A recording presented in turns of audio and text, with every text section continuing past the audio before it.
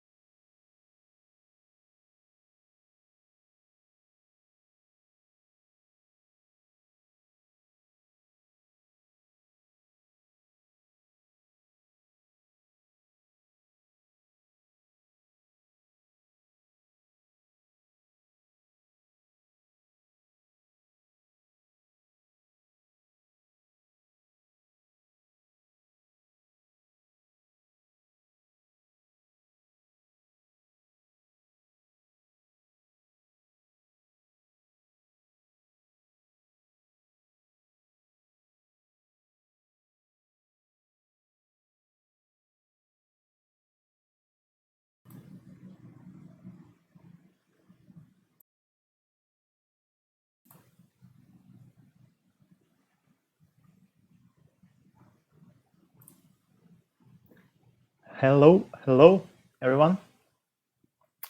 Welcome to my stream.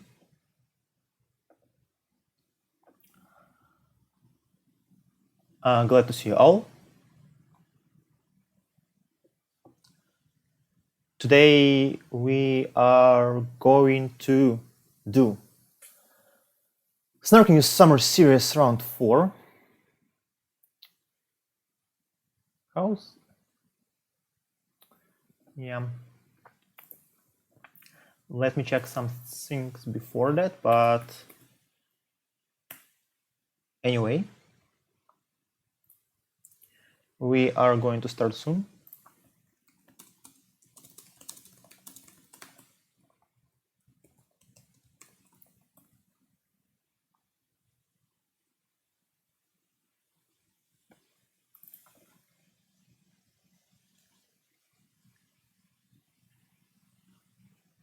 Yeah, I'm not registered, so I cannot participate.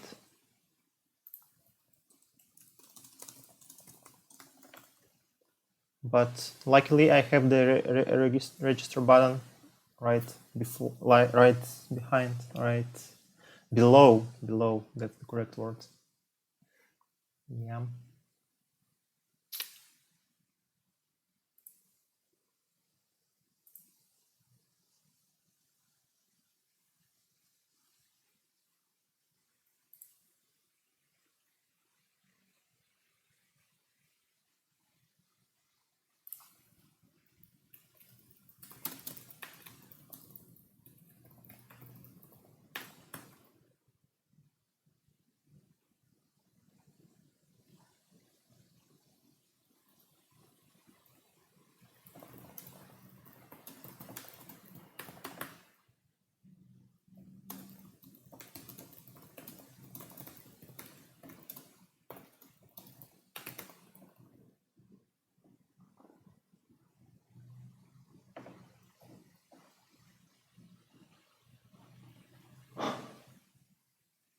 Yep. All right. Can I provide the stream with different quality? As far as I understand Twitch system right now, I cannot. I cannot allow you to choose quality because I'm not an affiliate. But if I do more streaming in the, yeah, also maybe more views might help. But anyway, if I stream more, that might happen. So maybe finally, when I finally become a full-time streamer, you know.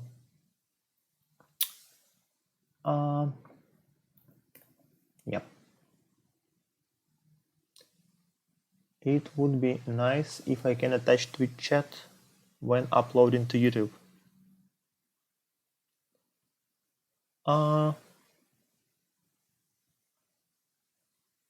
Yeah, I mean, I'm not sure about that, but anyway, I guess setting it up is not as easy for now, so I'll leave it, but I'll consider that for next time. I am drinking water. Nothing special. So, but I guess it's hard to show, but it's water, whatever. Quality selection is prioritized for partners, affiliates, maybe by views. Okay. Maybe, I'm not sure. Oh, so you mean that actually it's not like every affiliate gets it, but just that like the priorities are if Twitch is to allow someone to be able to like change quality for the viewers, then it should be the partners, obviously. Yeah. Okay. Whatever. Yeah. OBS Twitch chat overlay. Yeah, I'll consider that. You'd get affiliate status if you. There are several conditions, and the hardest condition for me is to stream 7 days a month, and I haven't done that yet, but it's my 4th stream this month, and then we'll have around 5 for sure, and then maybe I should have 2 more streams. Snorkeling Summer Series, yeah, I guess it's somewhat in the middle between Kickstarter and CodeJam, maybe closer to Kickstarter, I'd say.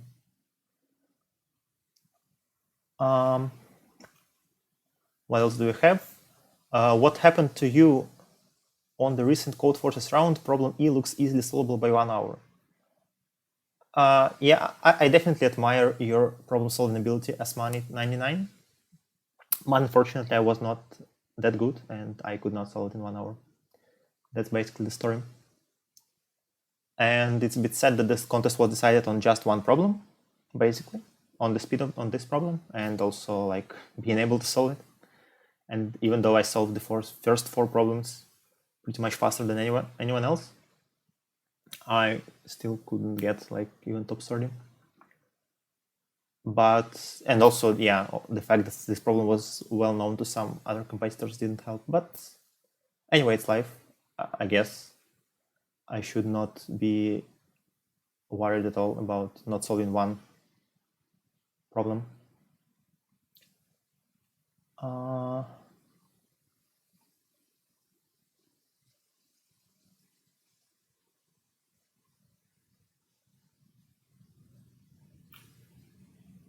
Yes, this is the real Eknerwala, I can confirm. Only English, yes, so far the streams are only in English on this channel.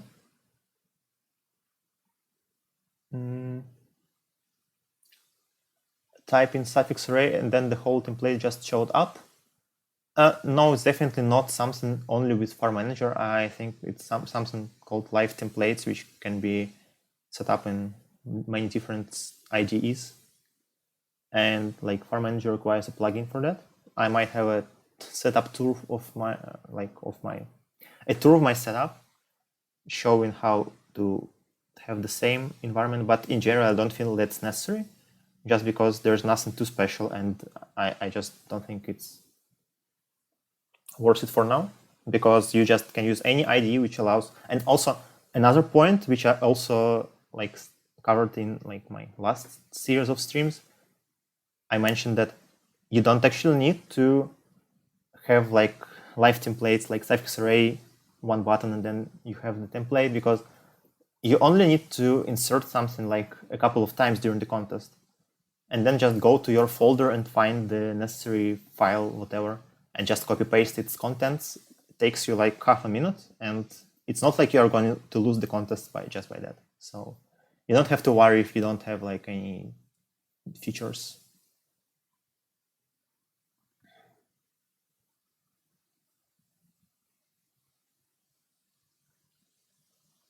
Oof.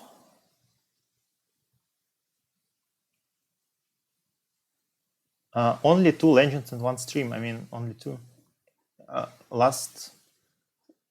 Some of the last streams had more than 2. So it's not so many. We only need to have 7 rounds of Snark New Summer Series. I think that Snark is having trouble to even hold 5, so let's not bury him. Pretty sure no one here knows what KEKW is. Yeah, I guess I should work on my Twitch chat education.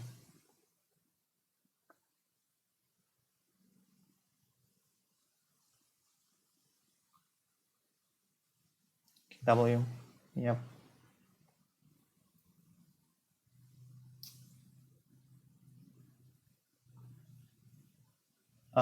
Yes, anyone can participate in these contests.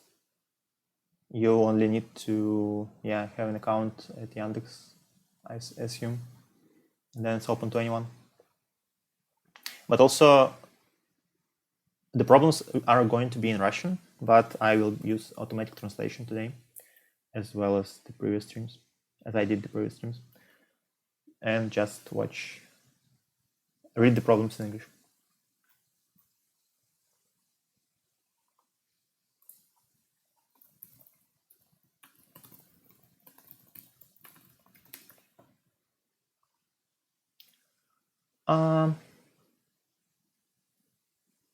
Yep.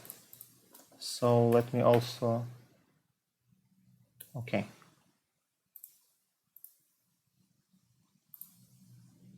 Okay, I guess we are almost ready to go. I use IDE called Farm Manager.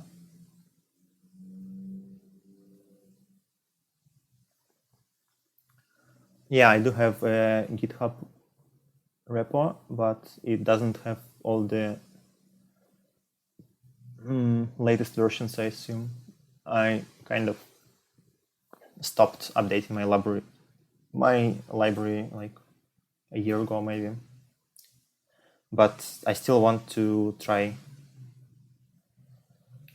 to update it someday. Maybe I will. Yeah, it looks similar to Turbo C++. Yeah, that's true. Yeah, I use a laptop, Dell XPS 13. All right.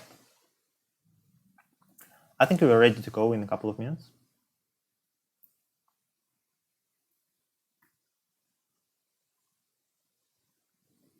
So during the contest, it will last for 80 minutes. There's no delay.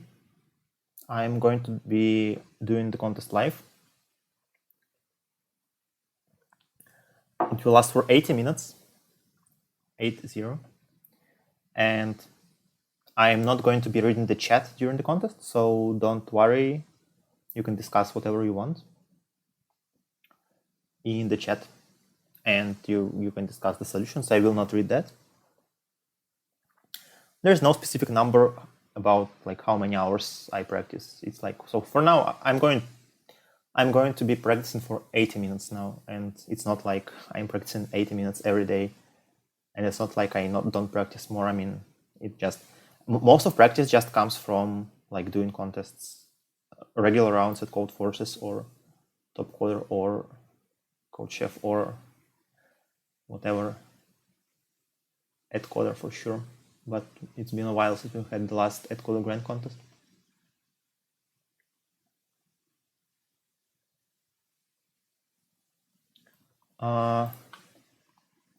Let's check. I guess I don't have to, but I guess I can make the bot the moderator, and then maybe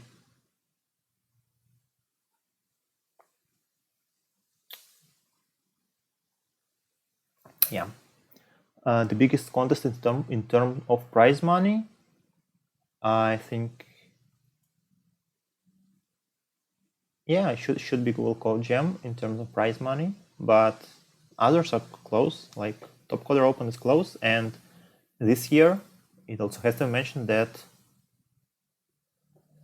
Facebook Hacker Cup is going to have even higher prize money for the first place, even though it's going to be online. The final is going to be online, but the prize are going to be bigger than Google Code Jam.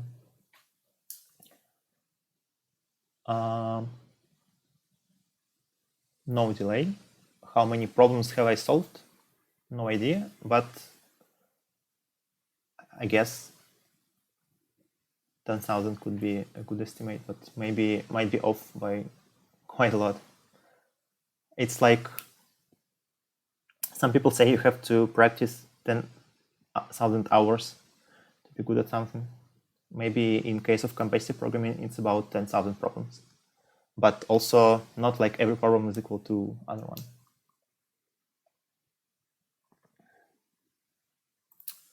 Yeah.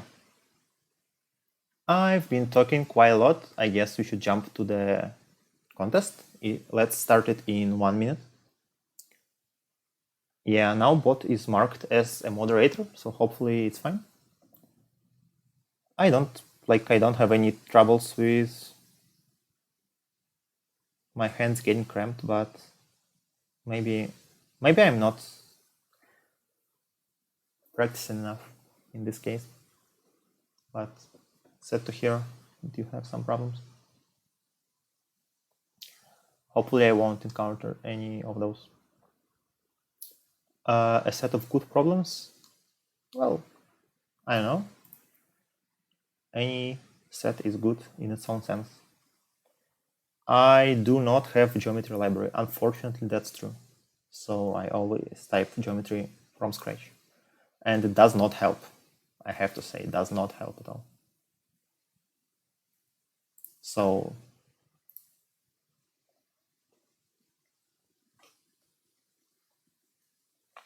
I would love to have one. Okay. I don't. Okay, I mean, lots of questions, but whatever. I might do some code forces. I mean, I'm not doing screencasts. Like I know I'm not recording them. I prefer live, doing on this live, but you cannot do code force rounds live, obviously. But maybe I will do a stream of virtual solving of some of the latest code force rounds later. We'll see.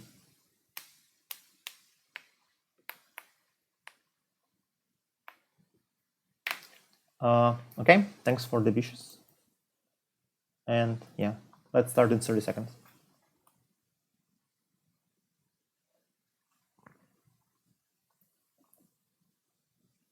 So we're all ready, I think.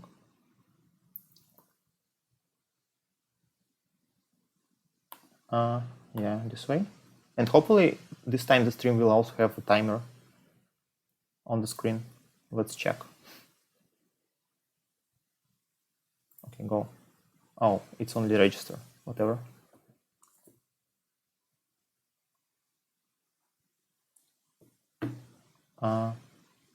Let's go. Okay, almost there.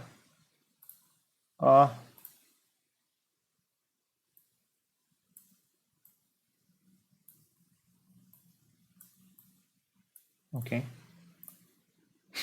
Let's go.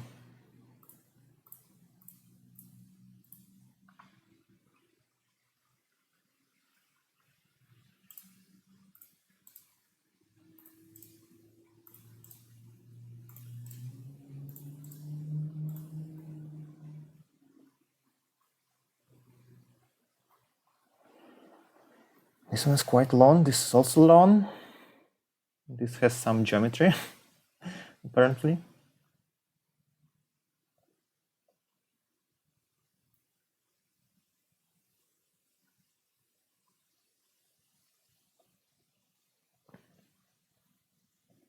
Okay, this is short.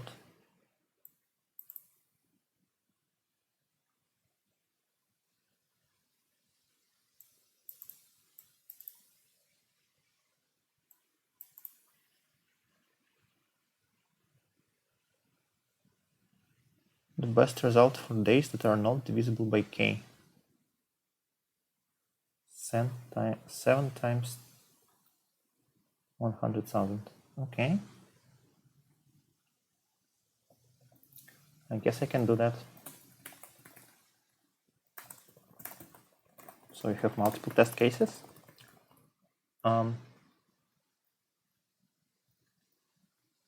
Yep. We have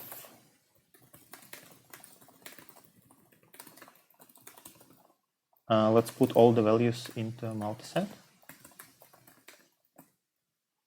So we need to find the maximum of among all days with numbers that are not multiples of I plus 1. Okay.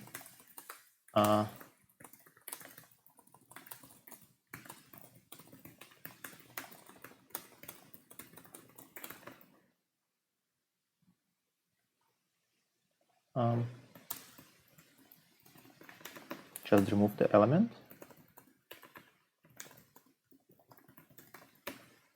And insert them back. Right? 5. Thanks.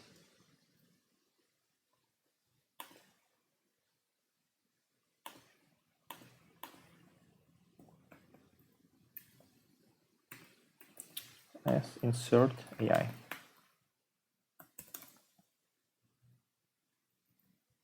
Five, 7, 5, and okay.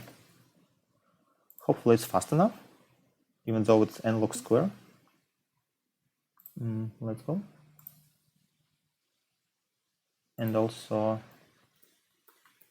I want to reload all the problems because the default submission type is blind, and then I don't want to submit anything blindly accidentally. Time limit. Sad. Come on.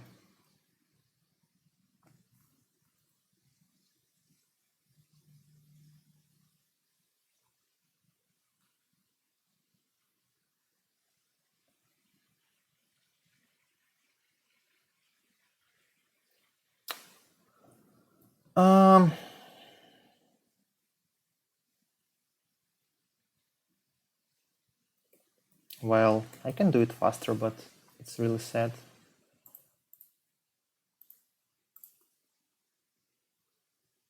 But everyone solved it. Also A.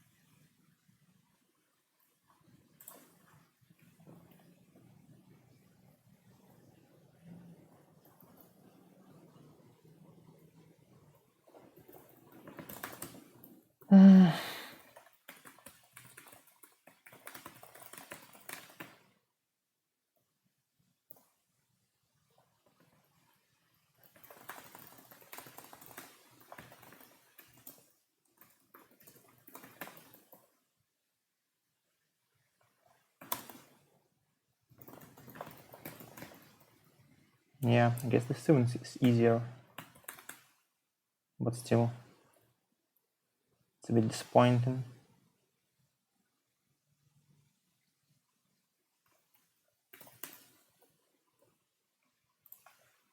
To get an incorrect attempt in the first minute.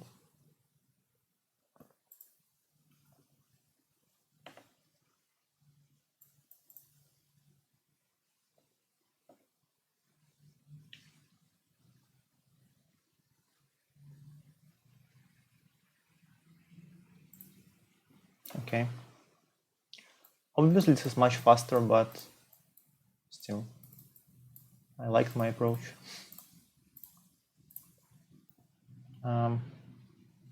Okay, everyone solves A.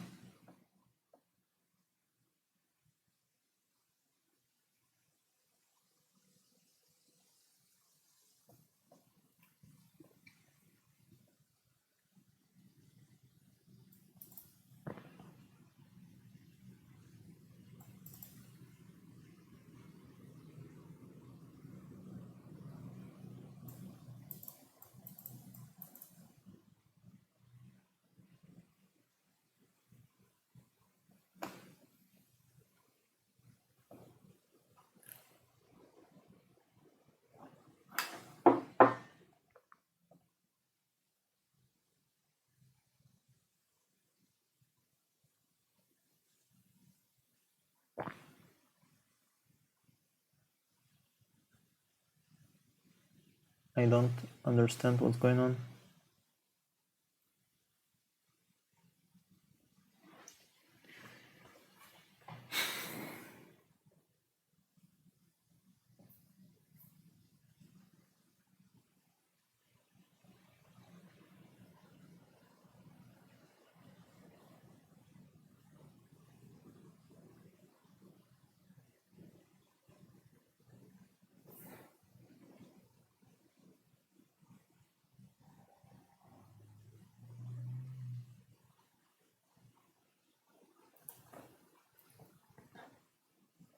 I mean, okay. I guess we just have to pick all the words. Again, set. Do I get time indexed again? And I guess I have to sort the letters in each word and compare them this way.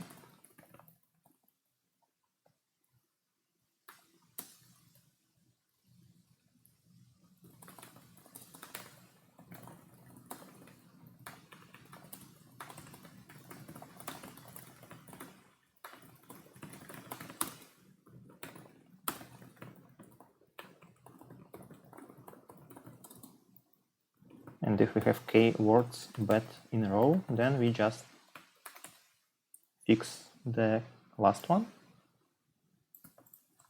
right? What? W. So it should be 1, 2. Okay.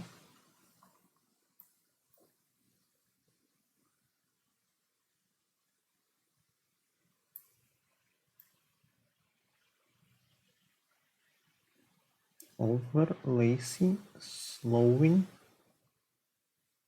dog. Oh, more than k words in a row, right? So if it's k plus 1, then we have to fix a word. I guess.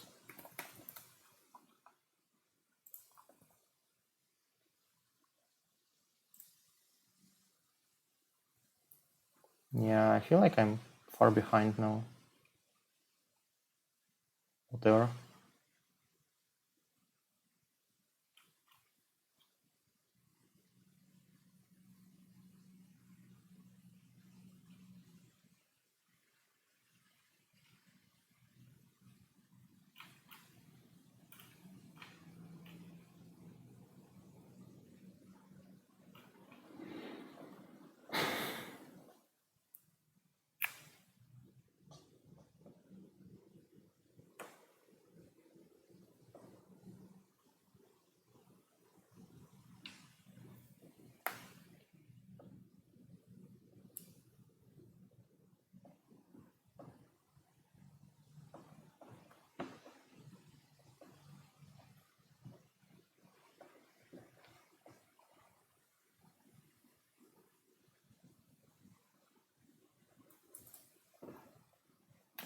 Okay, we have our second problem.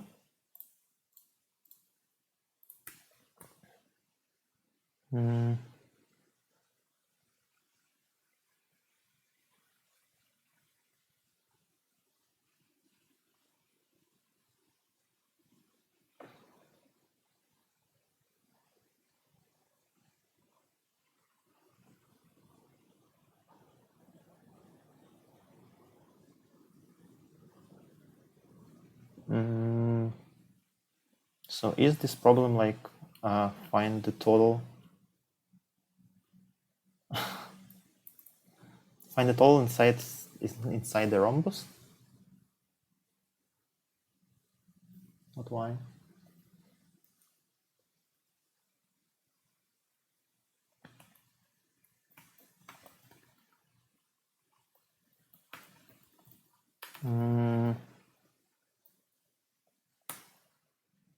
Maybe this works. Not so sure.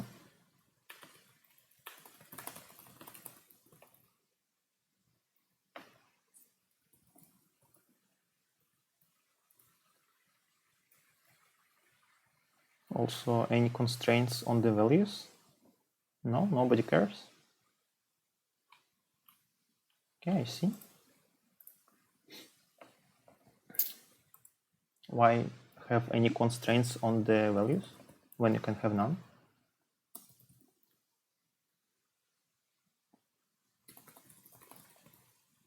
N plus m minus 1, I assume. I guess I don't need, but whatever.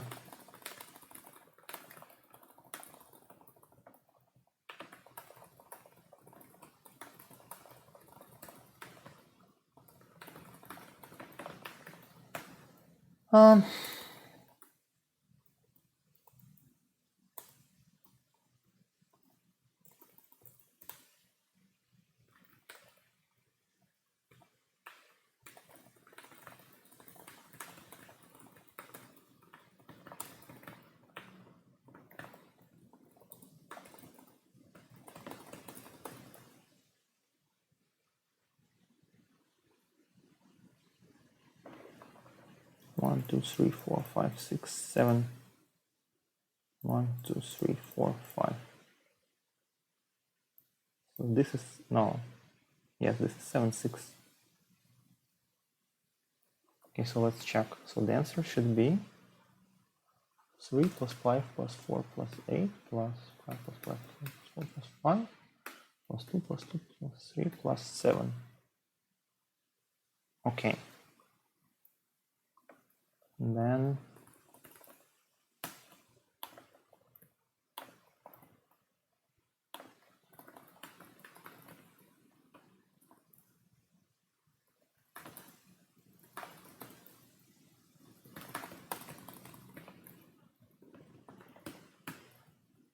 okay, so from this I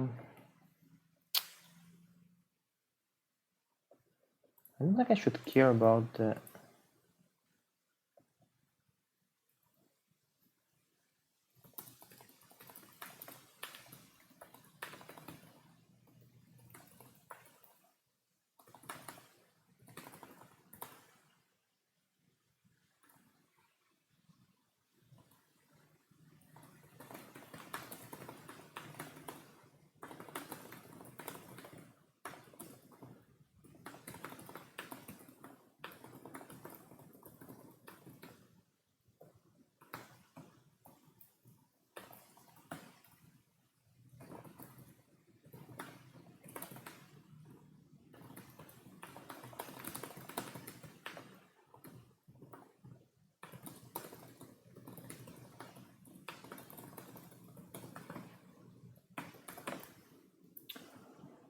hopefully it's correct.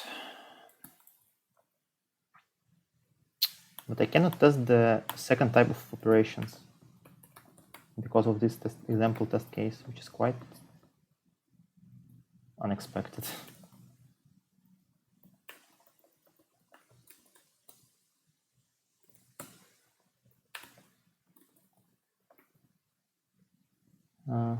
So yeah,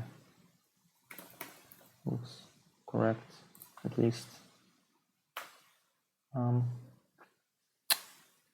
Okay, let's see. Okay, solved B as expected.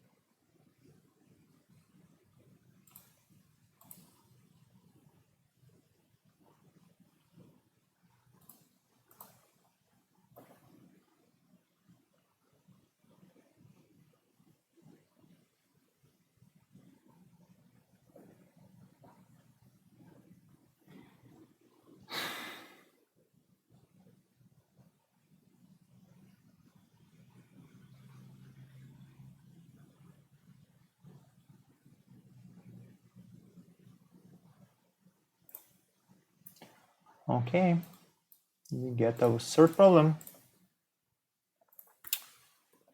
3 more to go.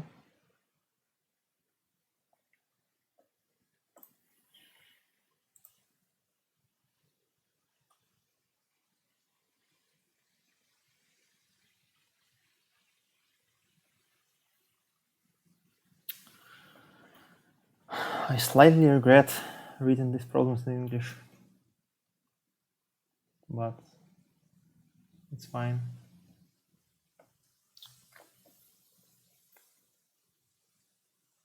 But it's a bit hard to comprehend.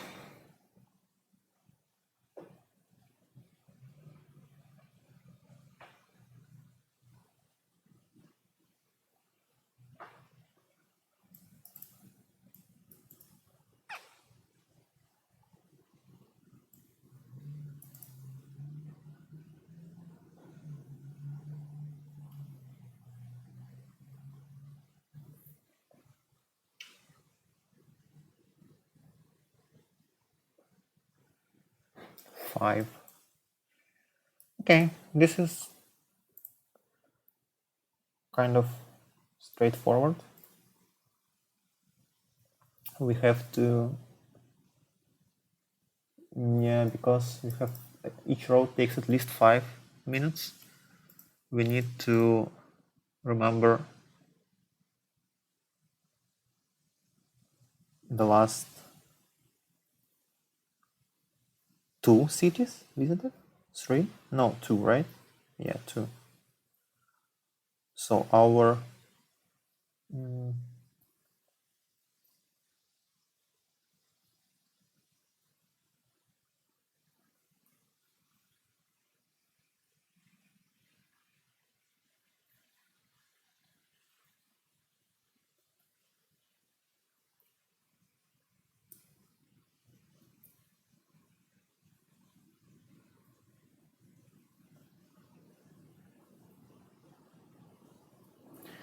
yeah, but I have to be careful here. But I guess it's kind of easy-ish.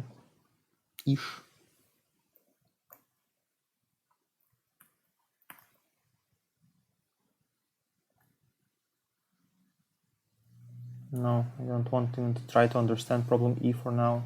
Also problem D. So let's just solve the easy problem first. So what should I use? It should be just dp, right? Yeah, I think it should be just dp.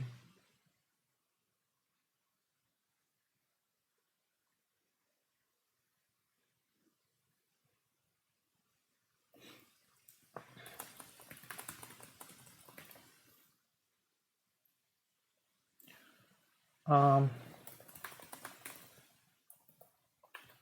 it's bonus, right?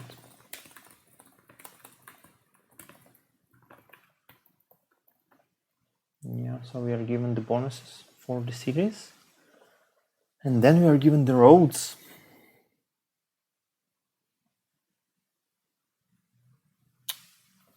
Yeah. And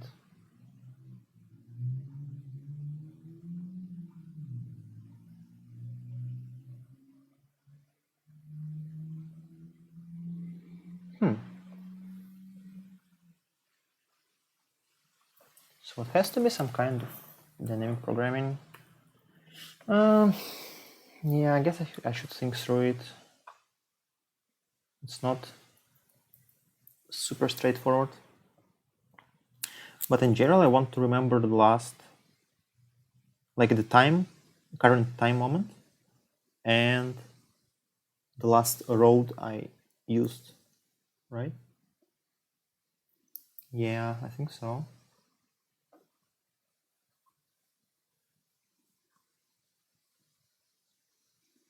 Yeah, I think so. But then also the direction, and then, yeah.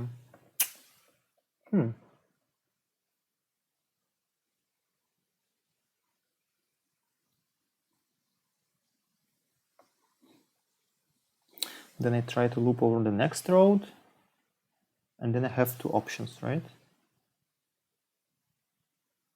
Maybe more than two.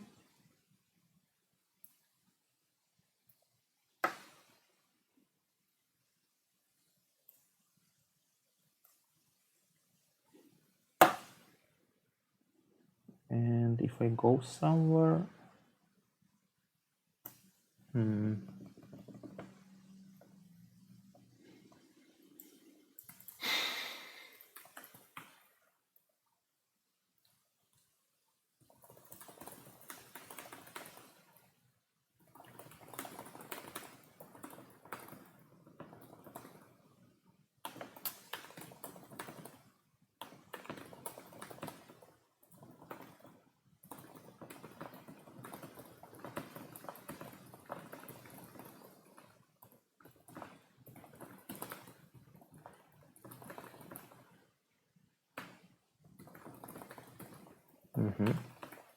so let's copy all the roads,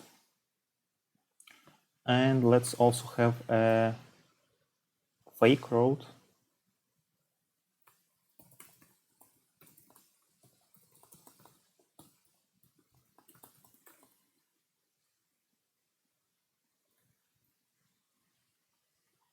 Which has length whatever. And let's say we have dp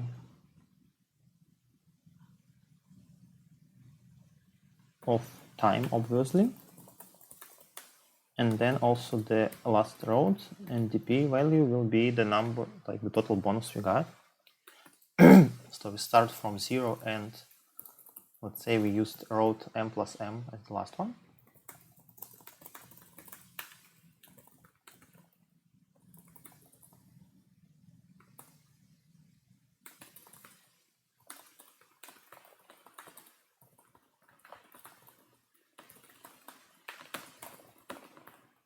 Okay, and we want to do something here.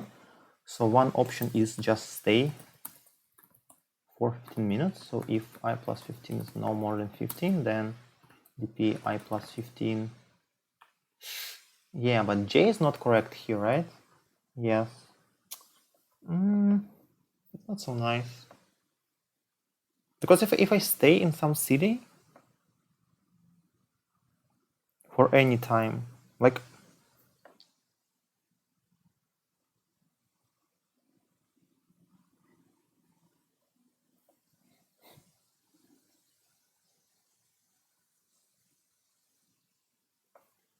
yeah, let's see. Maybe I should have some other thing in my dp state, like the time I spent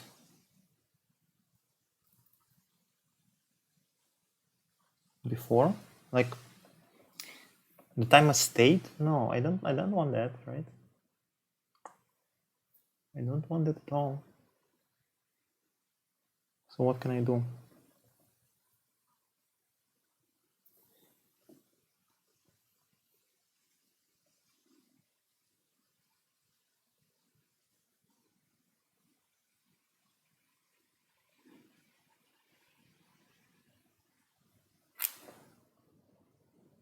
So maybe it should not be the road. It should be my current city, my previous city, and and the amount of time, like when I last was in that previous city, how much time ago.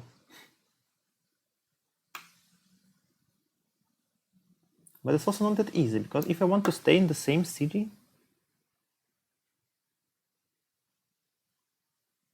maybe it's fine. Maybe it's fine. But I think I essentially need only 3 types of movement. So one type is stay for 15 minutes in the same city. Second type is go to some city and then wait there for some more time, because you have just come from that city, so you will have to wait maybe. Then you just wait until like 15 minutes pass.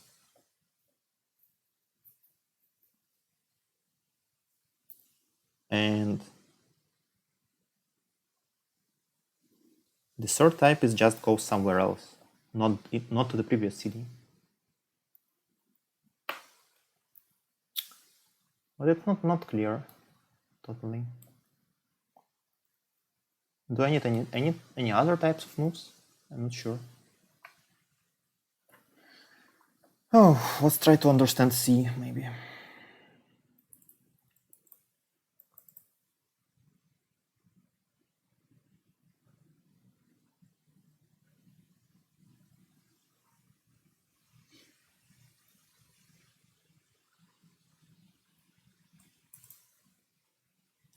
Long straight right. This involves n commands. Boxes and numbers from left to right with integers from 1 to n. The coordinates are negative, the boxes are to the left of the building. Okay. Whatever. There are m switches. Each switch, when activated, opens the boxes of some commands. Commands are teams, right? Okay.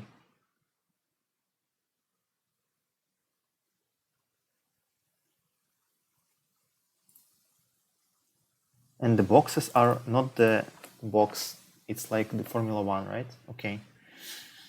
Wow.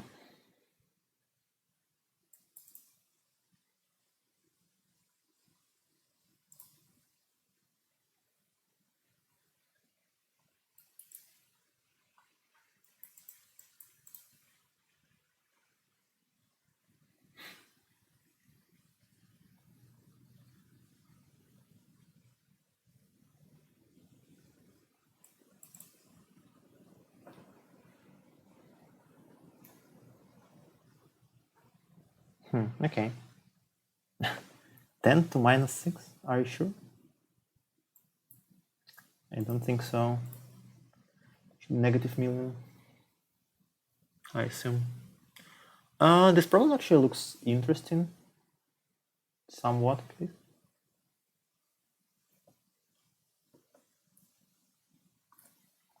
Let's copy the samples from Russian statement while I'm here.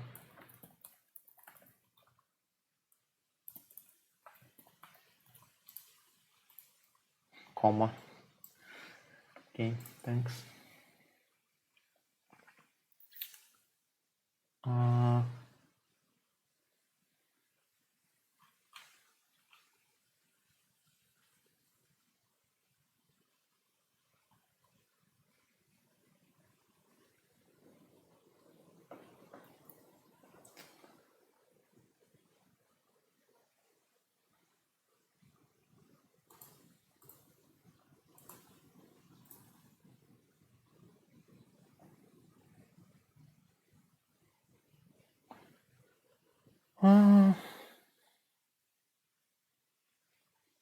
So obviously there are 2 independent problems. Also, they're exactly the same. Okay. Makes sense. There are 2 independent problems. One is opening the stuff, and the other one is closing the stuff.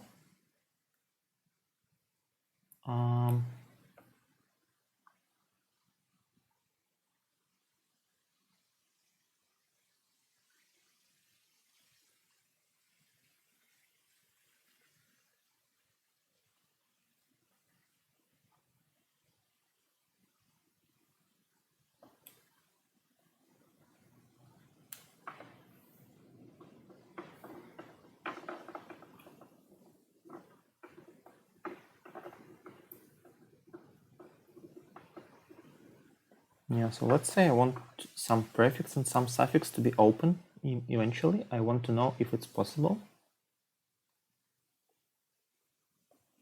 So I mark some prefix, mark some suffix as open, right? But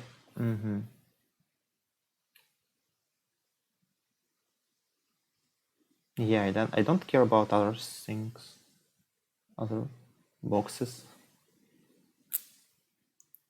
And I just find any switch that opens some boxes in the set and does not influence the other ones. And yeah, okay. So at least polynomial solution is clear. But how do I make it faster? So right now, if I just 500 boxes and well 20,000 rules in total, right?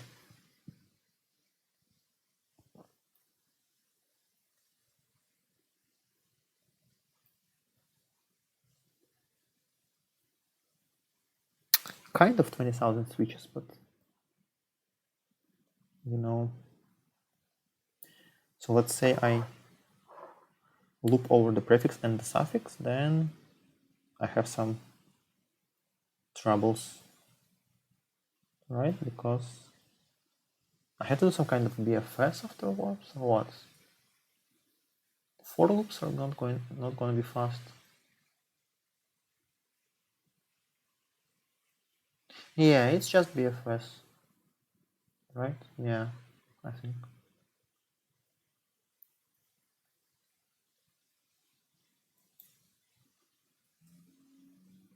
And then I can use 2 pointers, right? So 2 pointers and BFS, I suppose.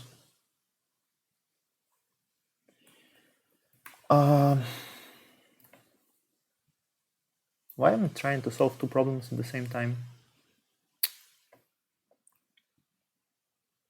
Maybe not so clever, but whatever.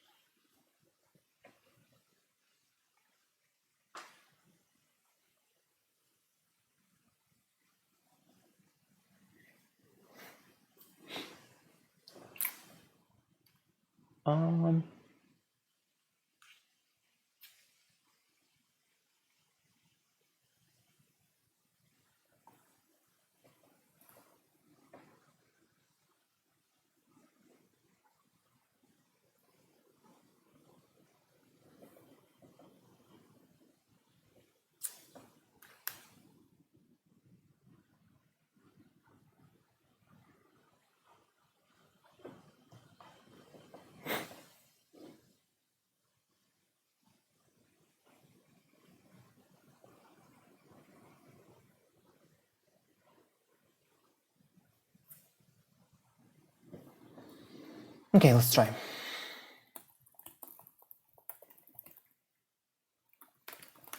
And so these are the coordinates.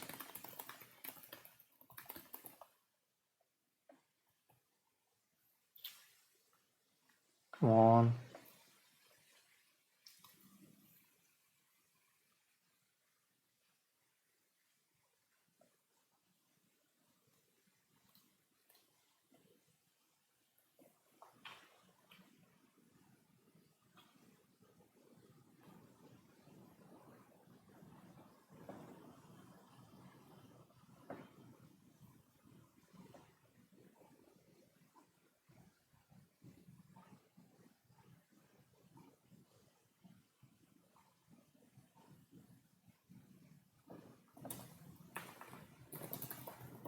So first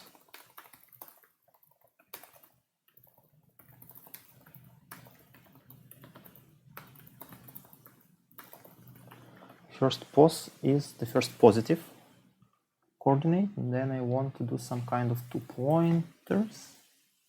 Yes. So let's say I have a segment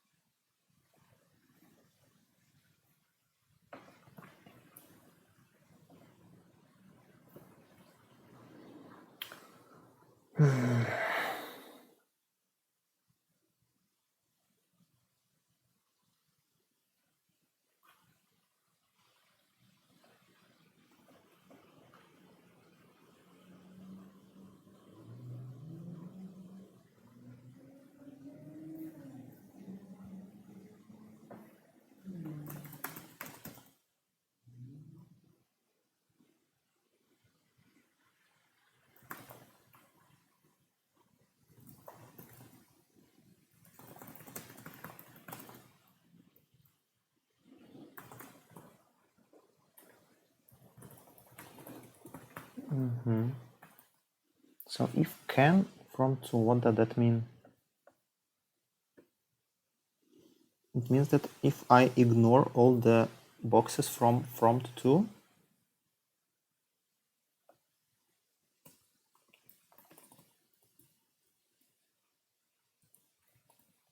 also I have to solve the problem twice. I have not to forget that.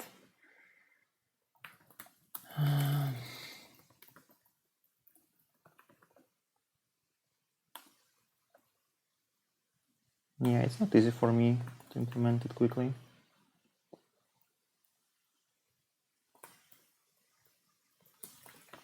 So if I can ignore boxes from to 2 non-inclusive, then I have to check.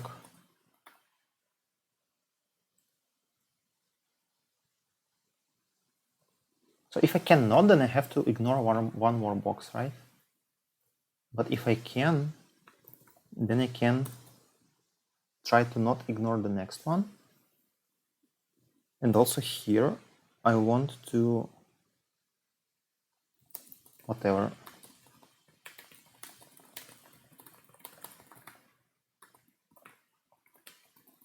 I don't want to mess up with the stuff. Let's just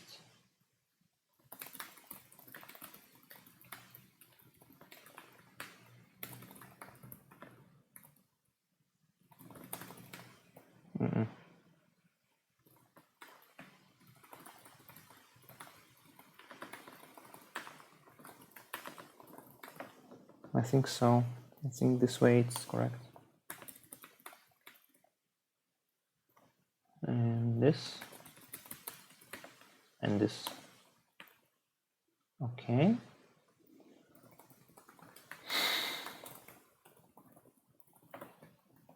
So what does can do?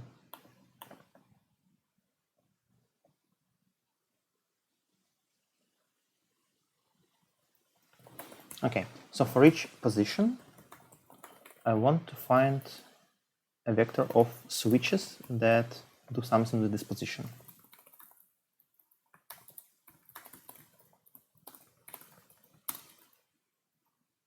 And A, B, string C. So G of B is back A, and C equals close, then let's see, 0, otherwise 1.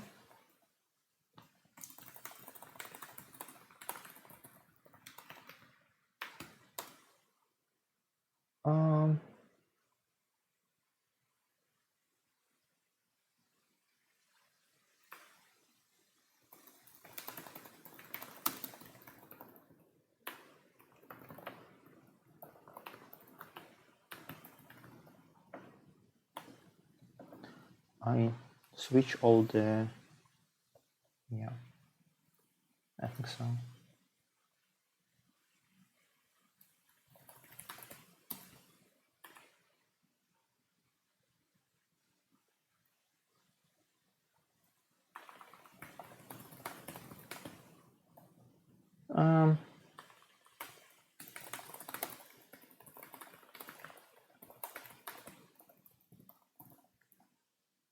For each switch, I count the number of things preventing it.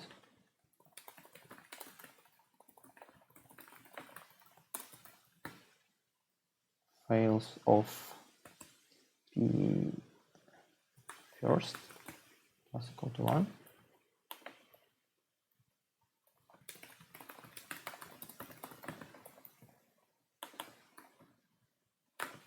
Okay.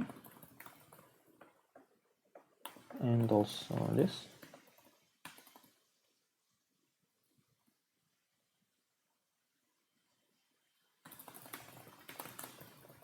And also this.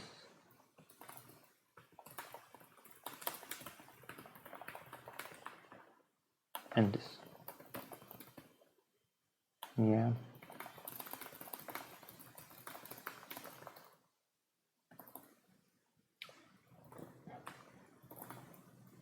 Oh, so I do want to know for a switch which positions it covers, right? Yeah, I think I have to. Okay.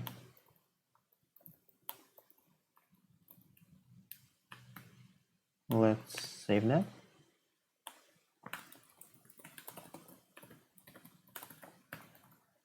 So I pick the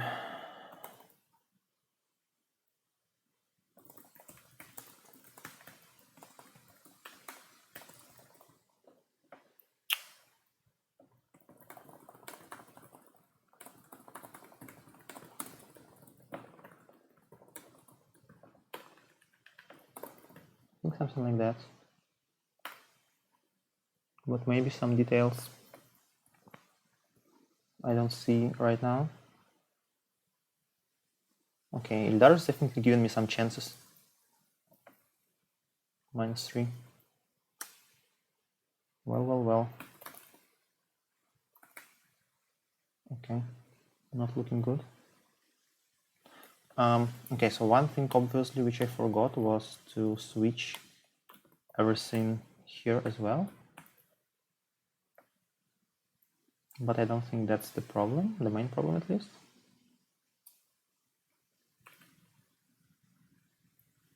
It is, but it shouldn't be, obviously.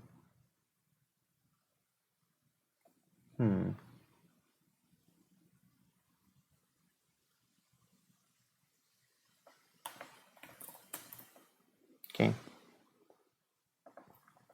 Let's do some debugging.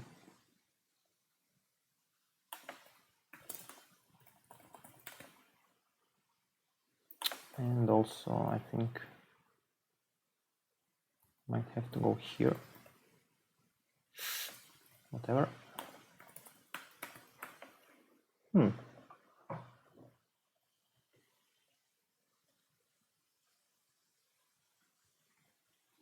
0, 0.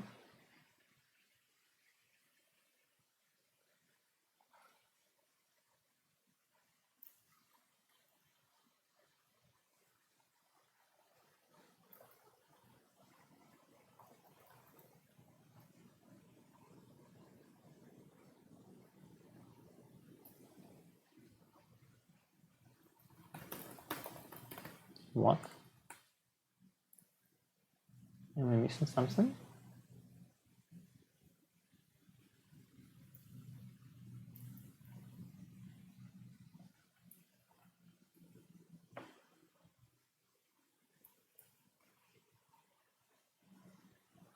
How do I get to... If first pos is 0, why do I get... Oh, because I have OR. Okay.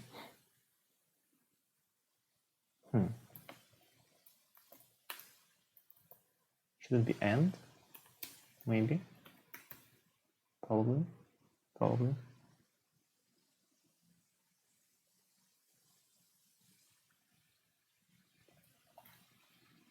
Okay, whatever. What is wrong?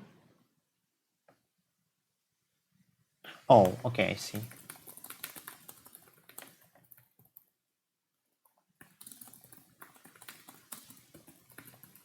Because all the things without fails should just go. Okay, 3.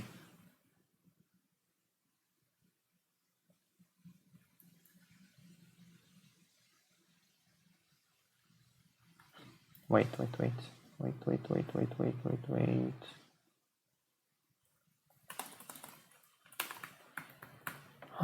Inverted the condition here.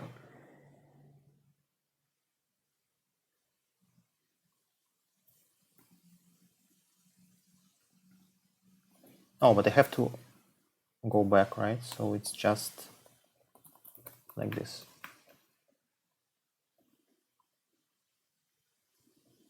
Might be correct now. Maybe. Please. Okay.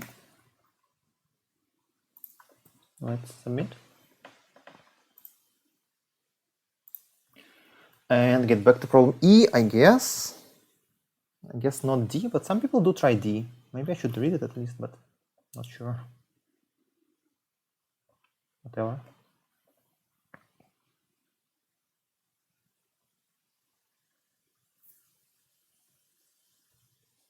Okay, cool.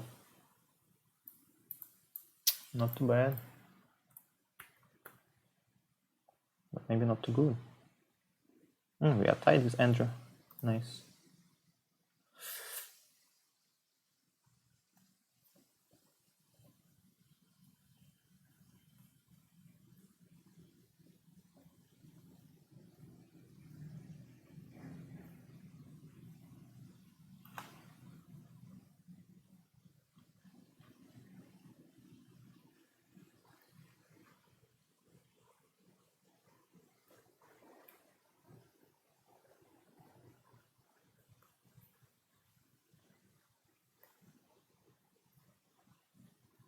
No. Come on. I mean, sure, but this geometry problem makes no sense, especially when I have no geometry library, as we discussed before the contest. Yeah. What about problem E? Let's get to the real problems.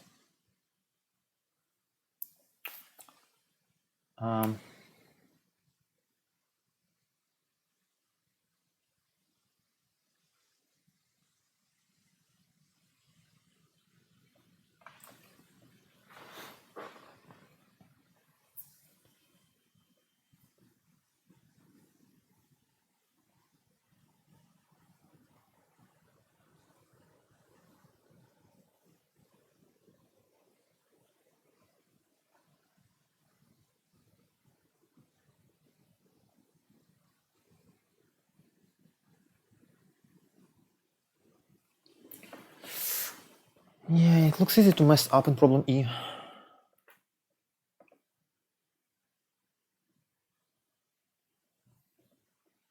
Actually easy. I feel like there could be some non-trivial strategies which go back and forth to gain more bonus points.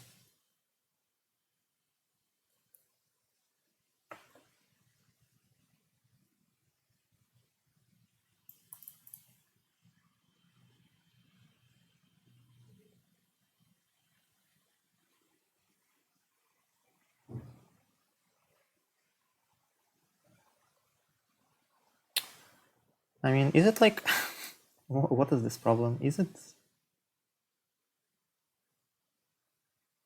2 circles? Exactly 2 circles. Because why not, right? Obviously.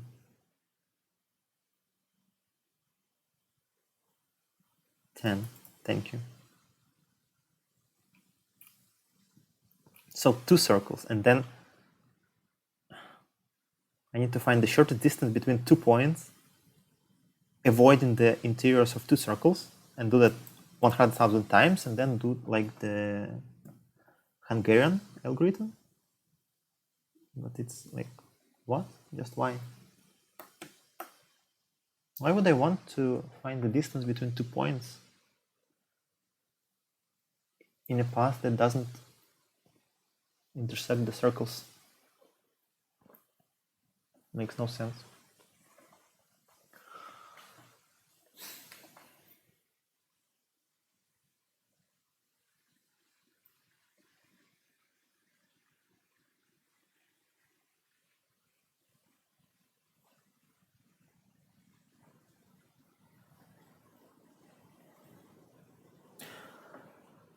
Okay, so in this problem, in problem E, one approach is that I can just, like, if I do dp, like, timestamp where I am now,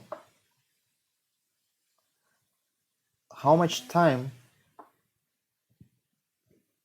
like, how many minutes before I got the last bonus in this city, And then the previous city I visited, and also how much time I spent before like getting the bonus in that city. But that's too much, right? That's 1000 times 30 times 15 times 30 times 15. And I also have to loop over the next road. Maybe I don't need to maintain the amount of time for current city, but it's not easy. So I guess actually the one who just solves D could be the winner here. Because actually E could be super tricky to the extent that no one solves it. But I wouldn't like to solve D anyway, right? Should I think about it?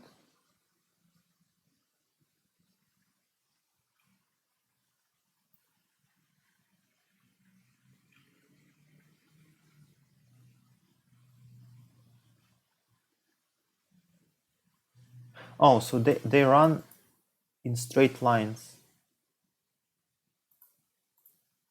I guess it's also clear, yeah. But I still tend to overlook some phrases in English statements for some reason. Okay. So yeah, it's not like the path that goes through the circles, but I mean, it doesn't go along the arcs of the circles, but it's two straight segments. So I guess it has to be two rays which touch the circles, right?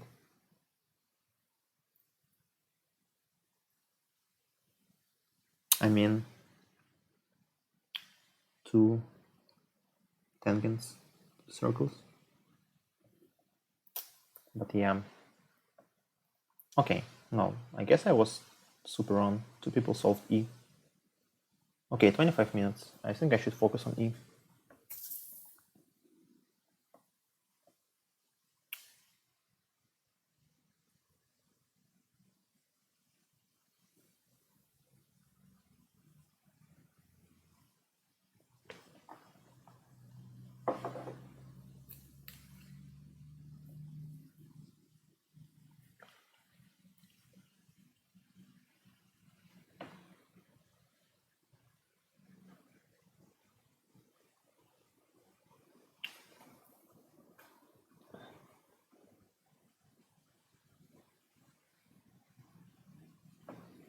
Okay, and back soon.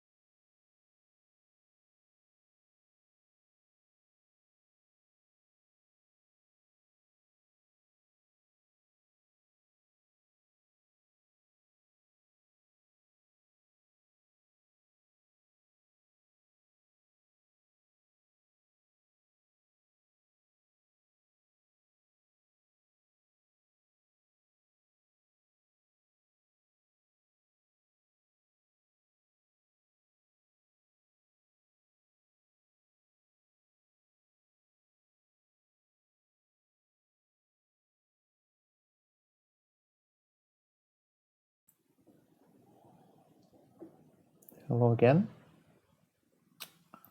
Okay, there got this one. But now we can overcome him on penalty. But we have to solve the problem. So I came up with some ideas how to simplify the implementation.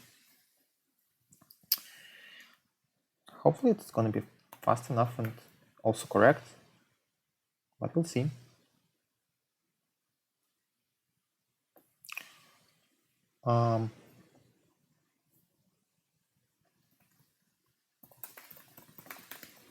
I guess I will just do Floyd Warshall.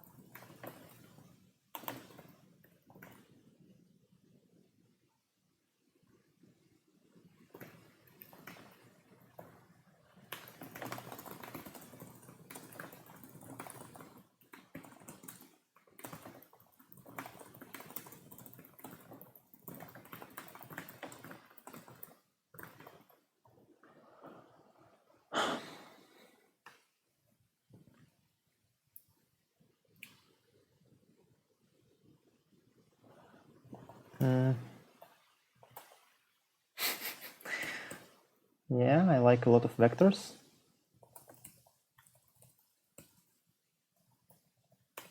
It should be my current city, my previous city, I guess, and also some kind of time, how much time I waited, I think. So initially, 0, I am at city 0. Let's say my previous city was 0 and time was 0, because it doesn't matter.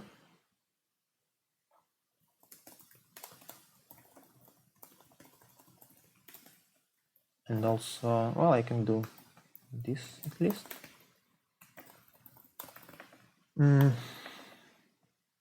Case previous city, and weight is at most 5, I think.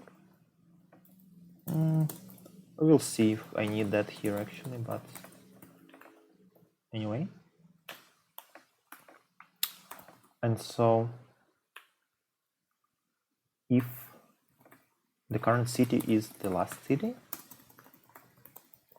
then I can just update the answer. So once again, I can wait for 50, like I can go to the same city, like wait, just wait here, right? So if I plus 15 is not greater than t, dp I plus 15, j, let's say 0, j and 0 is minimum of. So when j and k are equal, then it means I don't care about the previous bonus. Plus bonus j. That's one way. Another way is to go to some other city, which is not j and not k.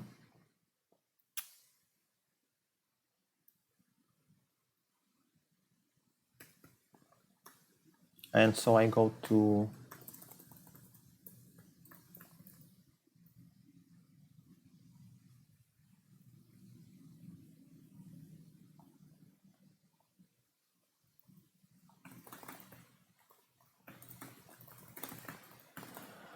I can go,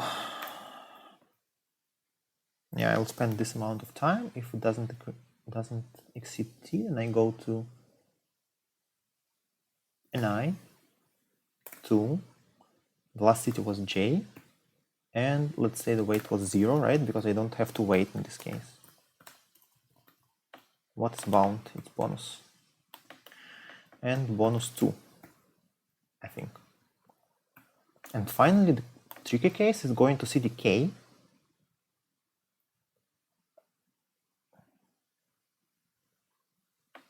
What does going to city k mean here?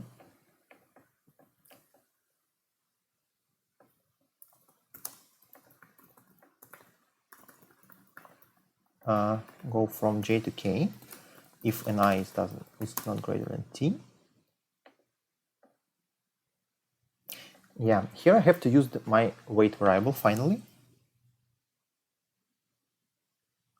because I know that the previous city was k, now I go to j, and now I go back to k. So I went k to j, back to k. And I know that I waited for some time in city w, in city j. Okay, so in total,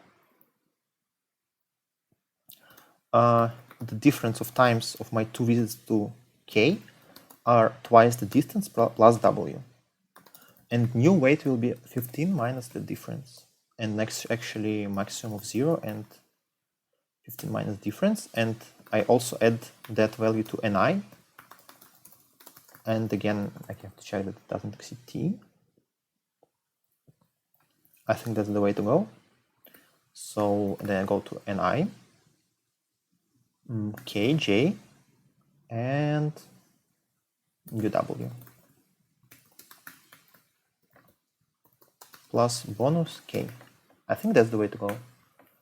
And given how fast I am, maybe I should actually use open submission. Should I?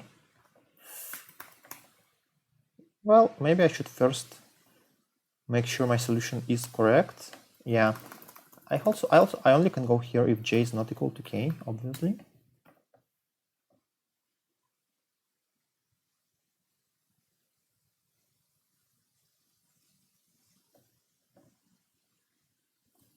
Zero, thank you. Max.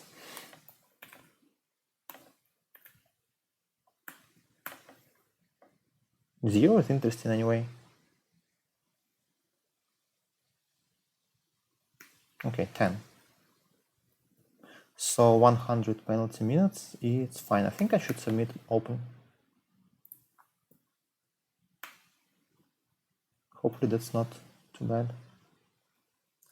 And then 100, yeah, I think it's fine.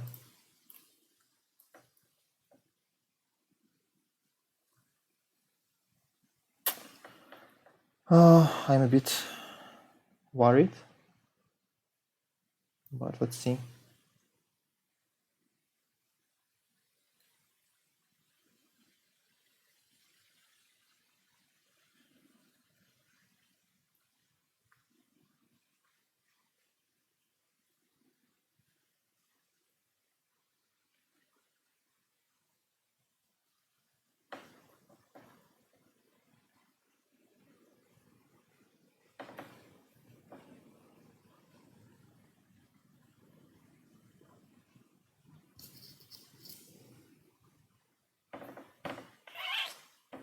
Yes.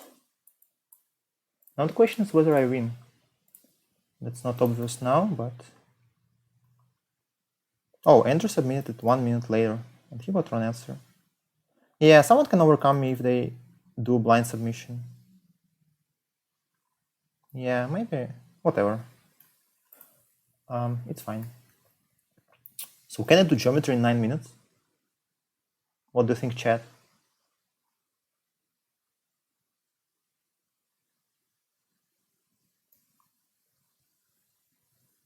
I mean...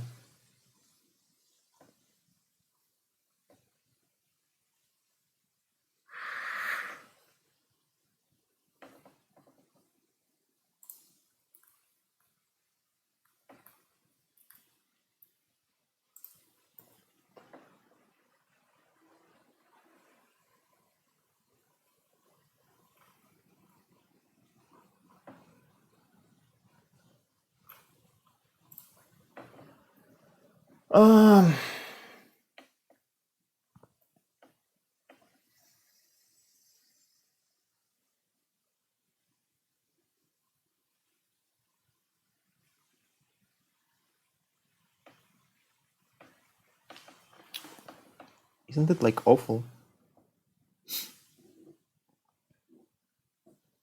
So it could be tangents to the circle from one point and from the other point.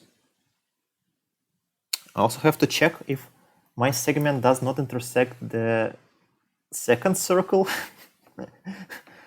The circles may be touching. Maybe, may they? Can they touch? Whatever.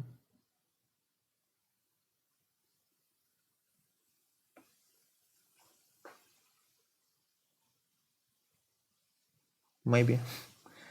And even if not, I have to check if a segment intersects a circle, which is already a primitive which is not easy to implement. God.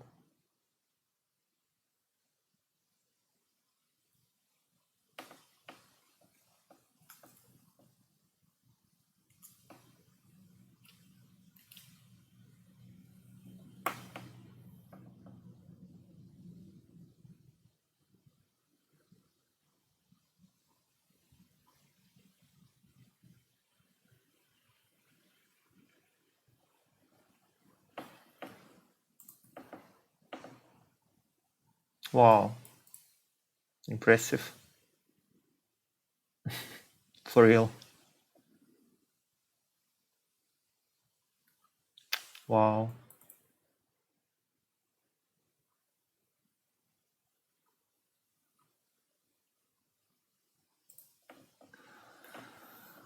Still, that's 17 minutes, not 9, not even 6.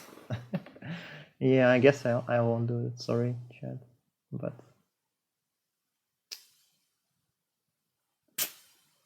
yeah, sad. Too weak. Once again.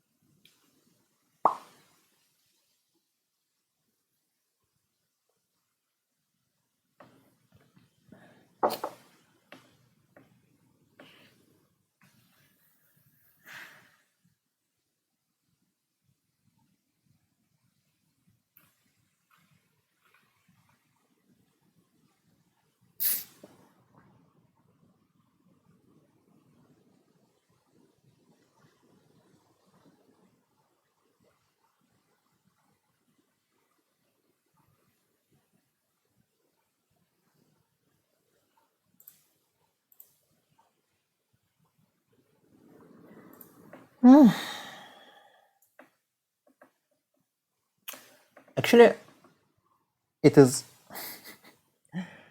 interesting. And again, it appeared last time in this series, half a year ago, the winter one. And Snark News, who is the organizer, actually has some. It's not like he makes the contest out of just random problems. He has some like rules about creating the contest, and one of the rules is that he always has gives a geometry problem and a hard geometry problem in round 4 out of 5. I don't know why, but for some reason, I think that's the case for like all the Snarky series for the last few years. I think that's like maybe that's just how it started, and then for historical reasons, that's what happened. So you can always you can always expect a geometry problem, a hard geometry problem in round 4. So maybe knowing that geometry problems are going to be hard might help someone, but it's solvable still, right? So maybe it's fine. But yeah.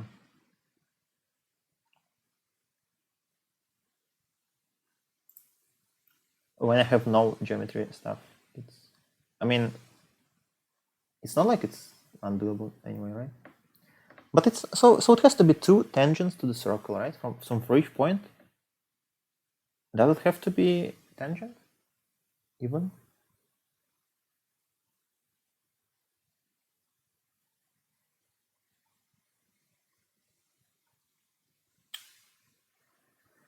I don't know. I'm not sure. At least this problem has pretty strong example test cases.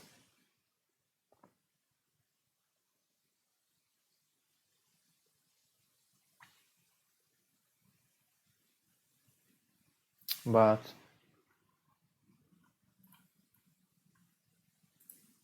still we see 1 out of 15, so maybe the example test cases are not that strong, right? Many people are struggling.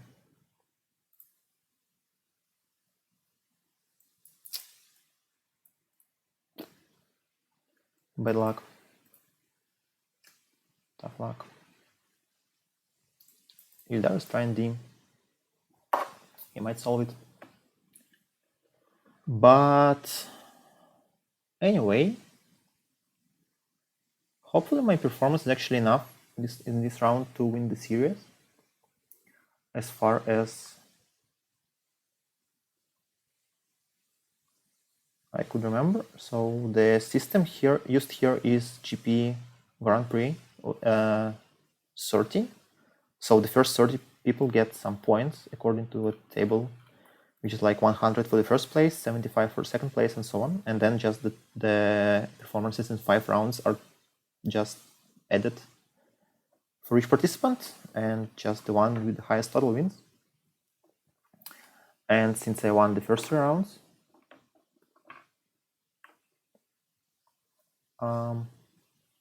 I had the healthy advantage overall. And also the system, actually the way the system works is one of the reasons to go for open submissions instead of blind submissions. Just because if you get a problem incorrect, then you can just get 0 points instead of 100. But maybe if you get it correct in an open way, you can get 75 for sure. So in average, you're going to be better. And then maybe if you would like to decrease variance, but maybe get some less expected points. No, actually more expected points, but less, I don't know, whatever. Variance expectation, doesn't matter. But the thing is, if you want to get maybe slightly less points, but for sure, then open submissions are the way to go. And Ildar solved problem D. Very well done. That means that we take the second place today. Kevin also tried E, so if he solved E blindly, then he would overcome us. And we also have Mike solving D as well. And are there any other contenders for the victory? Well, potentially, I guess, but probably not so many. Okay, so yeah, I get 75 points this way. So good job to Ildar again. And let's take a look to the chat. I guess I missed something, right? What did I miss? I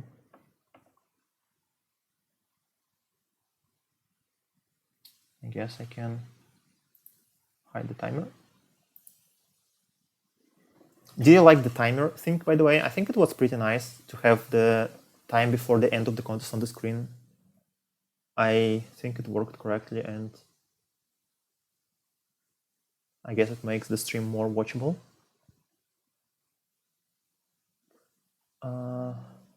Where is he? Yeah, I left for some minutes just walking around and thinking about the problem.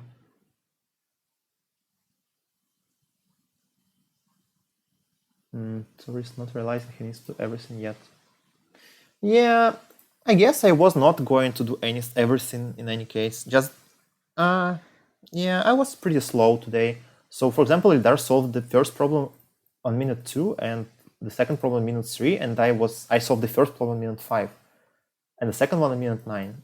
I caught up somewhat on problem on the third one, so we were equal here, but still, he was very fast on C then afterwards, and he was fast on E, even though he spent 5 incorrect attempts, but in the end it paid out for him.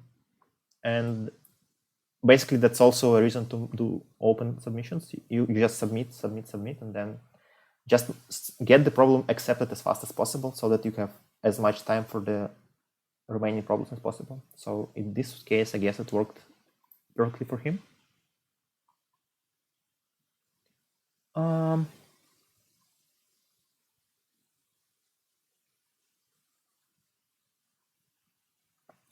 Why not use a row array instead of vectorception? Yeah, I like vectors, that's true. First, you get some kind of, it's easier to catch mistakes, easier at least, if you go out of bounds, and also it's just more natural. I mean, for example, I think that one of the biggest reasons is that if you use arrays here, I mean, basically, I guess you can describe an array like this, but I don't like this way, doing it like with variables. And it's not really a like C++-ish way, I guess. And if you do just a static array outside of main, like a global array, then you have to find like, it's not t here, it's max t, which has to be like 1000, and then you like do const int max t equal to 1000, 1, whatever. And so you have to check the constraints in the problem statement, and if you mess them up, then you're not doing well. And here I don't like have any constant in my code except for like maybe 6 here and like 5 there, right? 15 several times, just because it's the constant in the problem. But in general, I just don't care about the constraints as long as my solution is fast enough. Okay, yeah, I have a bit of backlog. Why not have n-dimensional array in the library? Yeah, maybe. I think that Andrew Eknerwala has like tensor is the multi-dimensional array, is it?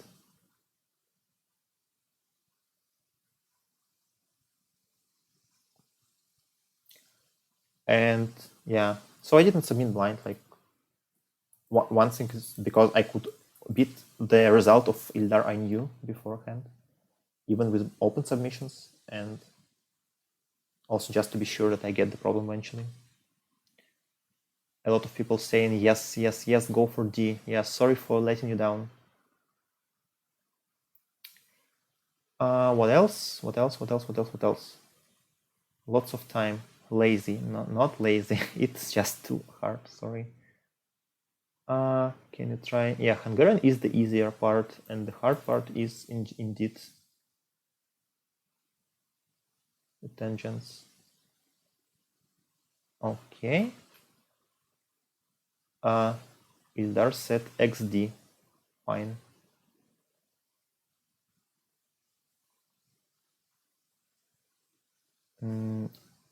Andrew is absolving D, and he has runtime error. Ildar has no geometry library either, but he used some Emacs. Well, that's kind of the same, right? But yeah, okay. Must you still use some library, but okay, not yours. It's fine. There are no tangents, I see. And found, oh, you found your own code from some training camp in 2016. Okay, makes sense. Mike's code is also concatenation of Emacs codes. A tangent to two circles.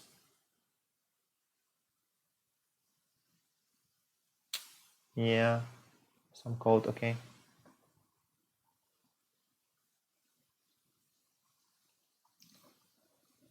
Great to watch your code live. Thank you. Hope you enjoyed it. What keyboard do I use? I use just the built-in keyboard of Dell XPS 13. 13, right? Yep.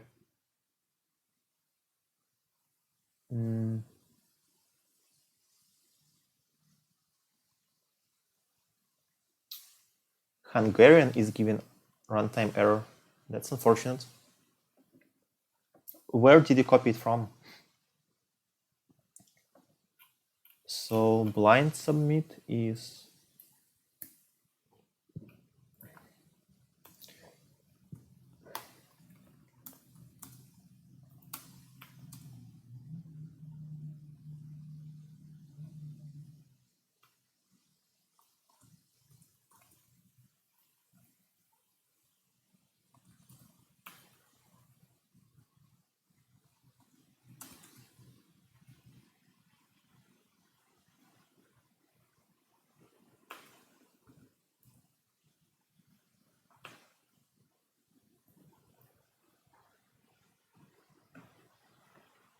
Did it work? Okay, I think that's a useful command.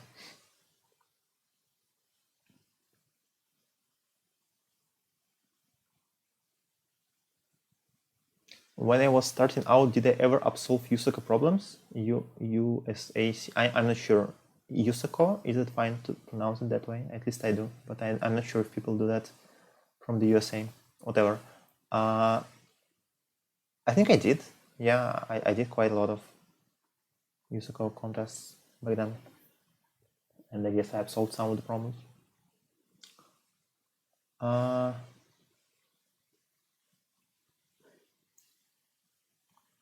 Well, I'm just used to using this specific text editor, but yeah. Okay. I still wonder how to solve the first two problems in 3 minutes. I'm not fast enough for that. Maybe English statements don't help, but still it's impressive.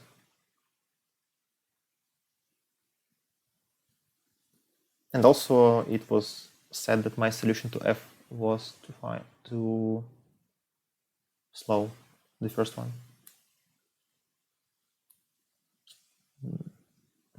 The one with multiset. And log n operations with multiset. Yes, I did use Turbo Pascal some time ago, quite a lot of time ago. But I also used Delphi for a lot of time, I think, when I was using Pascal. But for C++, I've only used File Manager, I think, maybe.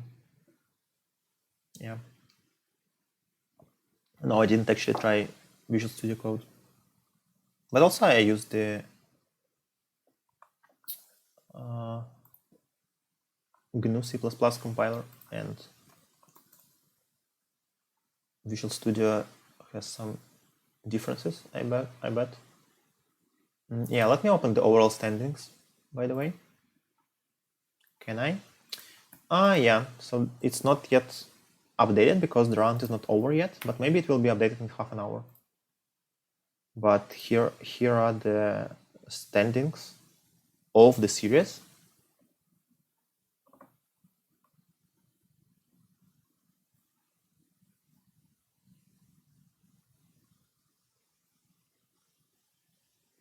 Wrong answer, Andrew. Yeah, I feel for you. But I also admire your I don't know how to say that, willingness to absolve, because I'm not sure. I'm pretty sure I won't even try, but maybe I should. Okay, so here's the. Why is it also in Russian, by the way? Well, I guess because they 100. Thanks, translate. 16, 100. 5. Yeah, it's fine. Okay. Yeah, so that's the standings after 3 rounds. So Ildar's 300 IQ will have 100 more. So that's 279. And I'm gonna have 275. So yes, in theory, if I get out of top 25, I might not win the series. But yeah, hopefully I can do it into top 25. I'll try hard. Also, open submissions help for that. Standings URL in chat. Sure.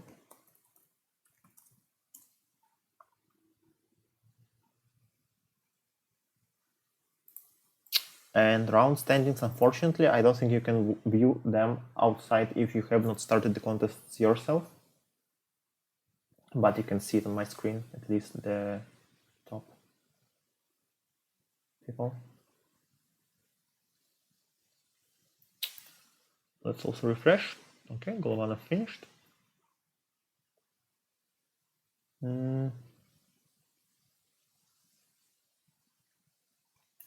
All right, so should we discuss the problems, at least briefly? Maybe we should. Ben Q is not doing the competition, I believe.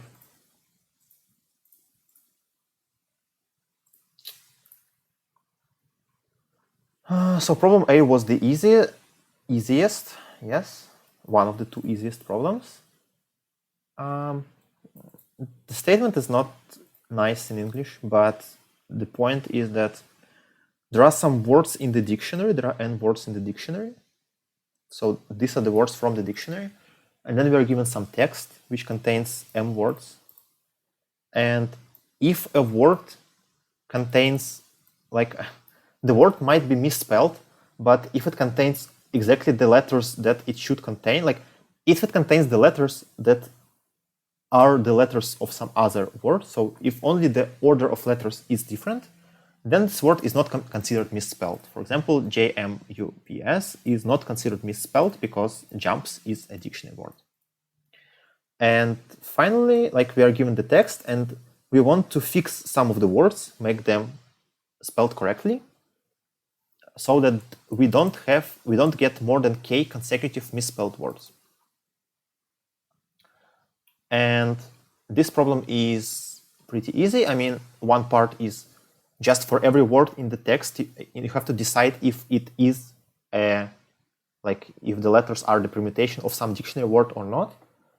And then, like, for each word, you know if it's misspelled or not. You just have to fix some words so that you don't have more than k misspelled words in a row. And the solution is, for the first part, to check if some word from the dictionary contains exactly the same set of letters. We can just sort the string. Like, we take every word we read, we just sort the letters inside the word.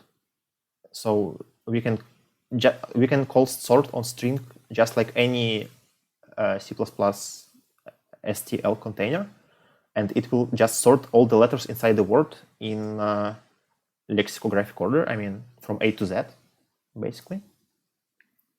And so we do that here, and we also do that here. We put all the words into the set, into some set, and then if a word is found in the set that this word is not misspelled, otherwise it is misspelled. So we just bed is the number of misspelled words in a row, and the point is that the solution, after you do the letters part, the like sorting letters part stuff, and for each word you know if it's misspelled or not.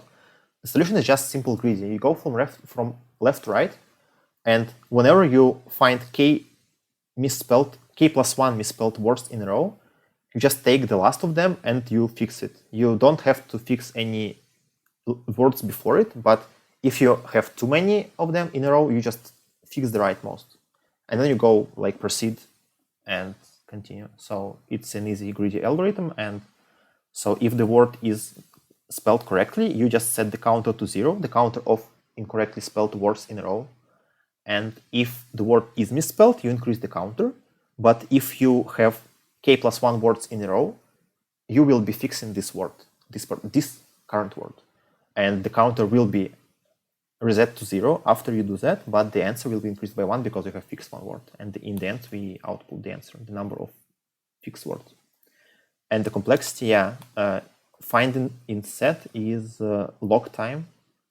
Well, technically times the length of the word, but here we only have short words, at most 30 characters, so overall it's fast enough. And sorting here is also fast enough, obviously. Yeah. So that was problem A. Problem F, we had some array of integers, and for each k from 2 to n, we wanted to find the maximum of the values in the array, which, like, of the elements, the positions of which are not divisible by k, are not multiples of k. So in particular here, let's take this test case. First, for k equal to 2, we have to remove like this. We don't have to. We cannot consider 3 and 7, but we consider 1 and 5, and the maximum of 1 and 5 is 5. Then we have for k equal, so we output 5 for k equal to 2. For k equal to 3, we eliminate the third number, and that's all. And the maximum of 1, 3, and 7 is 7, so we output 7. And for k equal to 4, we only eliminate 7, and the maximum of 1, 3, and 5 is 5, so we output 5. That's the example test case. And the solution is that you cannot just, for each k, try all the possible values of like all positions, which are not divisible by k, because in total that will be n squared time. But to make it faster, so let's go just for the my final submission. We just take all the numbers, we read them into array first, we sort them in decreasing order of their value, and we also save the positions. So here we sort them in decreasing order. It's r begin, r end. And for each k, we just find the answer. How do we do that? We just go from top to bottom, we go through the list of integers in decreasing order, and we just find the first position, which is not like, here I have k minus 1 because I have 0 indexed positions, but in general, we find the first position, like the first number, the biggest number, whose position is not divisible by k. And we just output that number. And that's the solution. And here it might look that we still have two inner cycles. We have, loops, sorry. One for loop which goes from 2 to n, and the other for loop which goes from 0 to n, so it's n squared, right? But the thing is, this break actually makes it faster, because we do not skip, if we don't go inside this if, then it means that we have encountered a number whose position is divisible by k. But we can't have too many of those numbers. So on iteration k, the following for loop works in O of n divide n over k.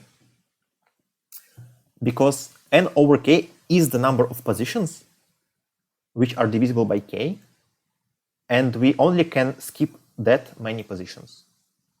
And after at most n over k positions, we will always find a position which is not divisible by k. And so in total, we'll have sum of from 2 to n, O of n over k. And it's well known that this sum is O of n log n, which is faster than n squared. And this is connected to harmonic series stuff. That's solution to the F problem.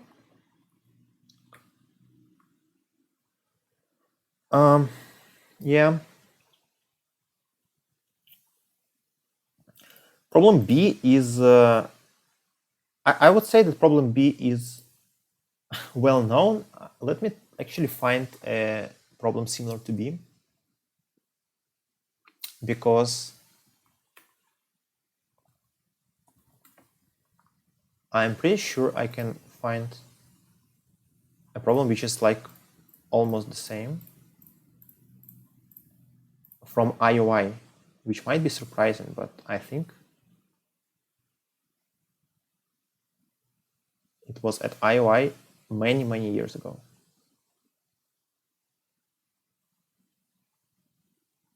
Was it 2002?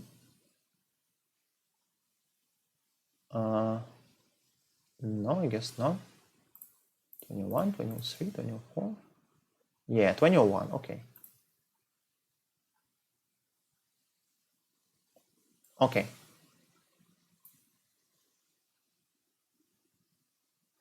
So IOI 2001,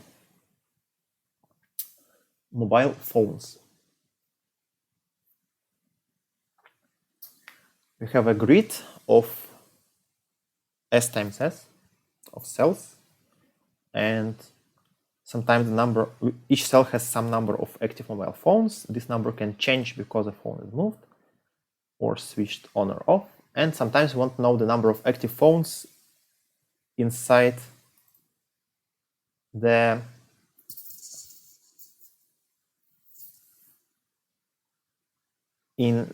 number of active phones in some rectangle shaped area. That's the problem. That's what it was. And the constraints were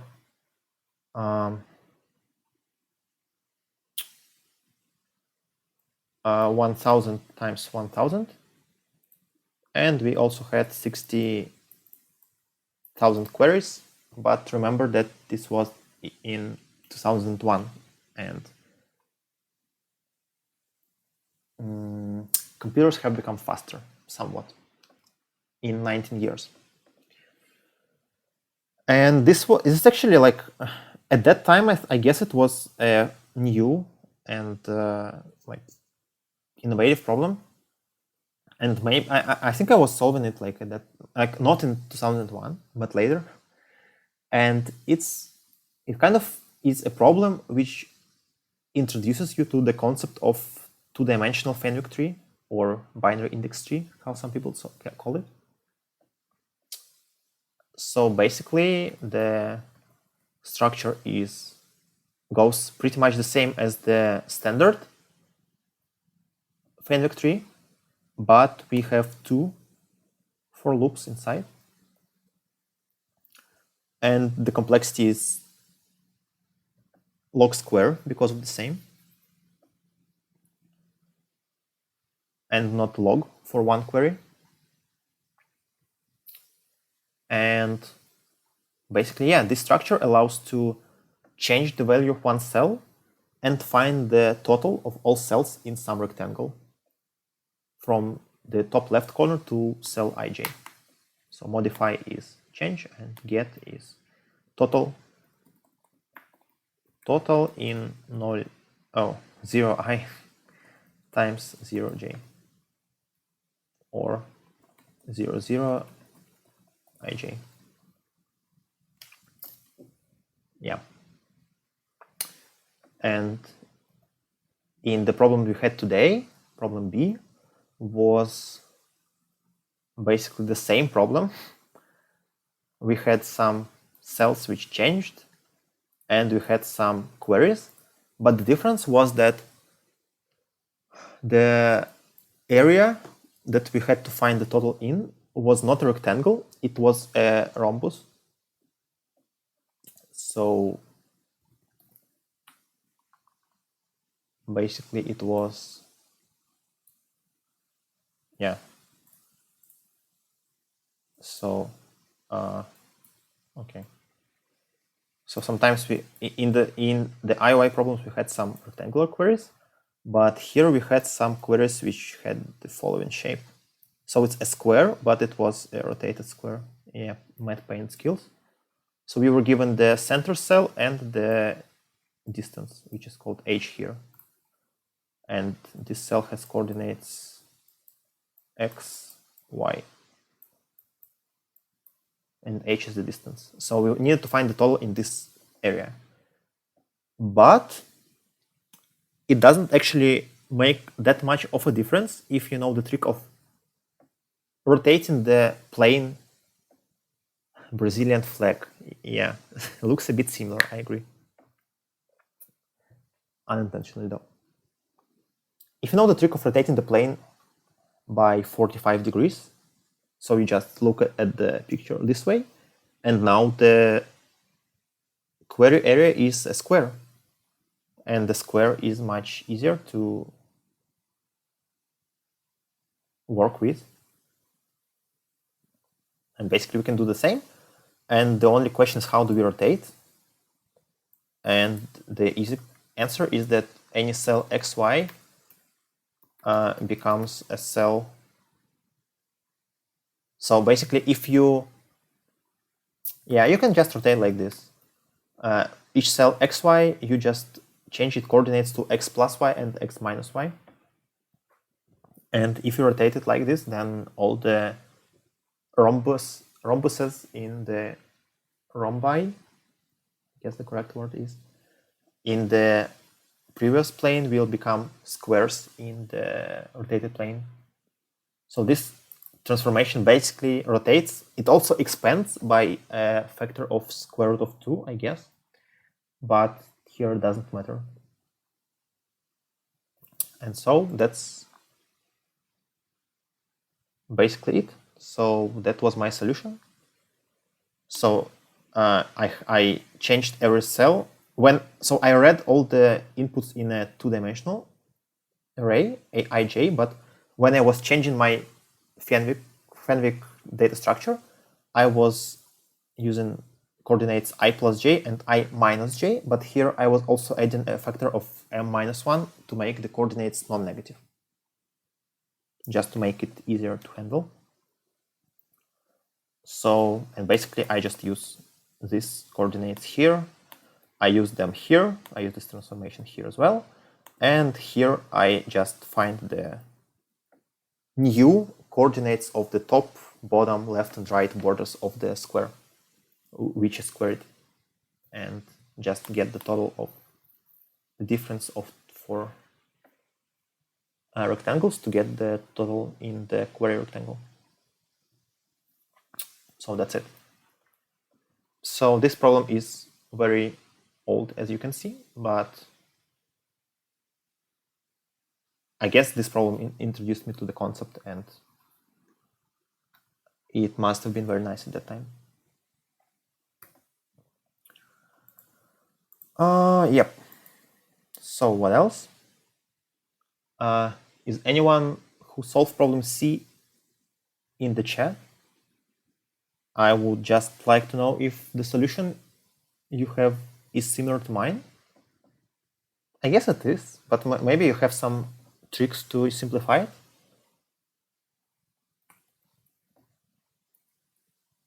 So my solution was not too long, right? Eventually it was like 100 lines.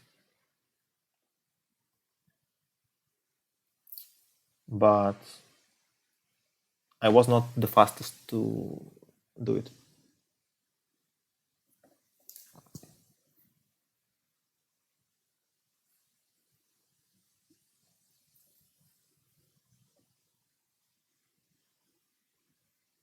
Yeah, it is. Okay, maybe some implementation tricks. So my solution, so yeah, the problem is not retro-analyze-ish stuff. Yeah, okay. So the problem is pretty long and involved, but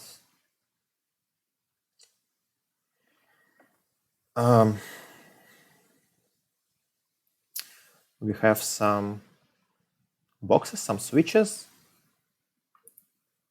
When we apply a switch, then some boxes change their state to open, some change the state to close, and some do not change their state. And we want to just apply some, like use some of the switches in some order, so that after we apply all the switches, we will, like, if we have not opened all the boxes, then we will have to go somewhere and open them manually, and then go like somewhere else and open all of the remaining boxes, just walking on foot. And we want to minimize the walking distance. And yeah, it's pretty hard to explain the problem, I think, but it's pretty hard to explain the solution anyway. So I'm not going to try too hard.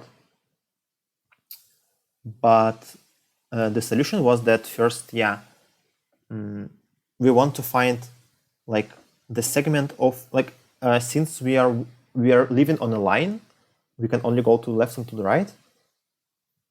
It's only important what is the leftmost box which does not become open in the end of our switches, and the rightmost box which does not become open, and we only care about the leftmost and rightmost box. And so we want to answer the question. So can from 2 is the answer to the question. Can we open all the boxes outside of the semi-interval from to 2? Can we open all boxes outside of from to. That's what this function is answering.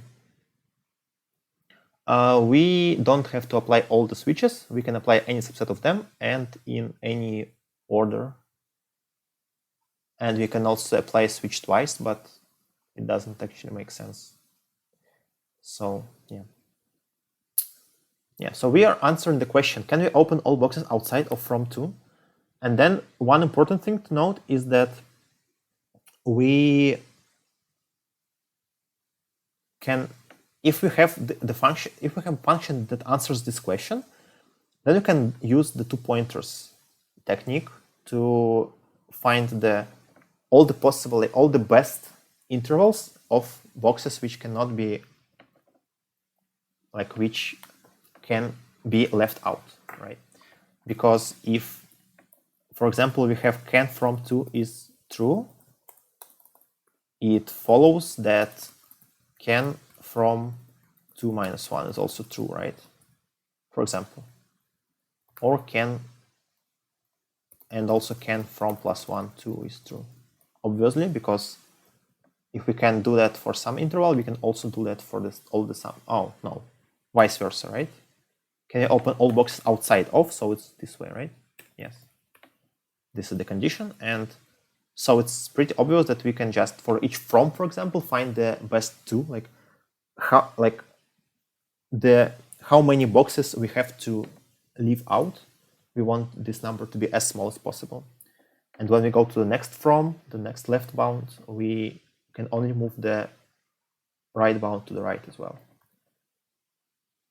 It's kind of the condition when we can use two pointers. So, and that's why I have two pointers here. So first I have to write this function. But then if I have this function, then the solution is just two pointers. We go from to, we ask the question. And if we can ignore the boxes from to 2, we just find the walking distance we will need if we leave out all the boxes in this interval. And we can move the left boundary of our interval to the right, thus shortening the interval. And then we'll check it next on the next iteration of this while loop. But if we cannot leave all the boxes outside of the from to interval, then we have to expand the interval. So we increase the right bound. And we will check it again. Again, we will check it on the next step. And the function itself, how it works, is we find the, so the main idea of this function is the following. Let's say that we have, let's consider the switch that we used the last one. Like, what is the switch that is the last one we will be using?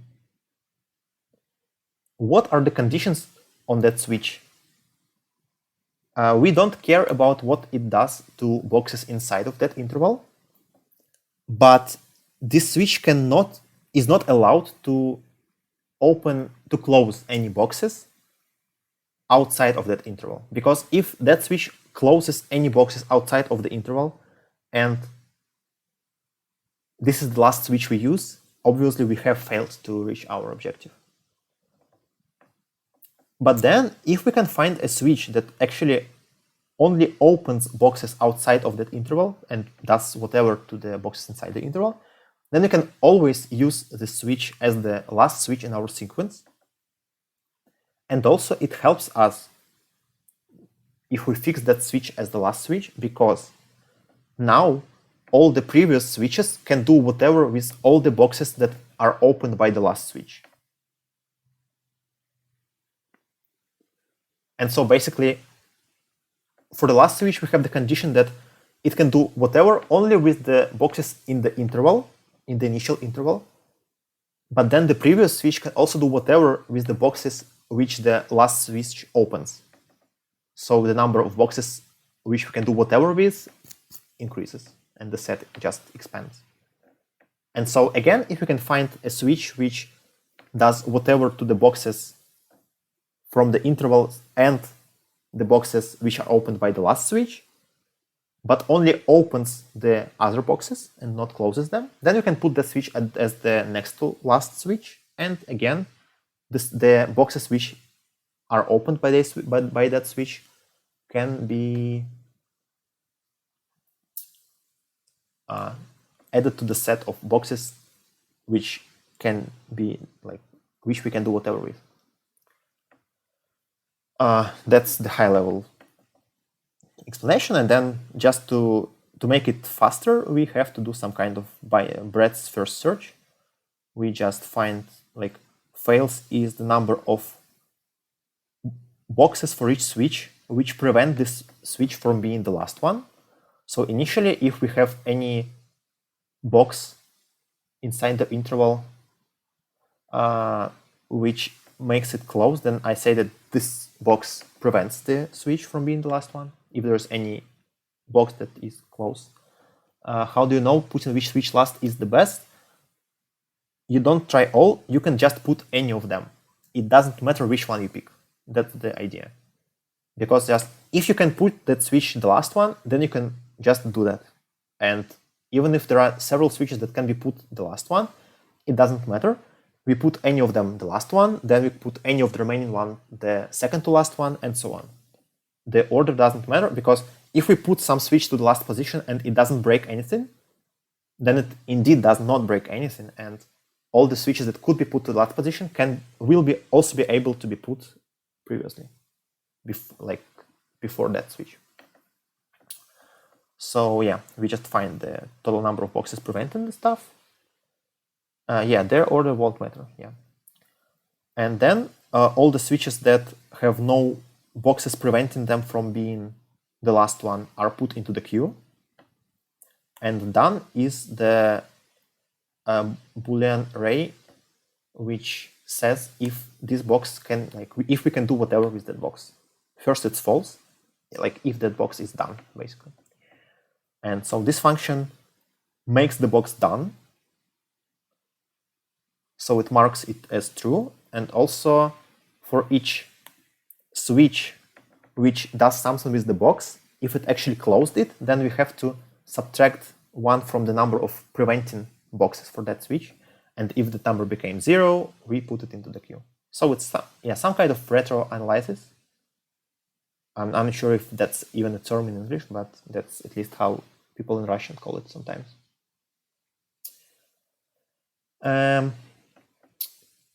Yeah, so that's the function that marks the box as done. So first, what we do is we mark all the boxes in the initial interval as done. And we put some switches into the queue. And then for each switch, we go through all the boxes that it makes open. And we also mark those boxes as done.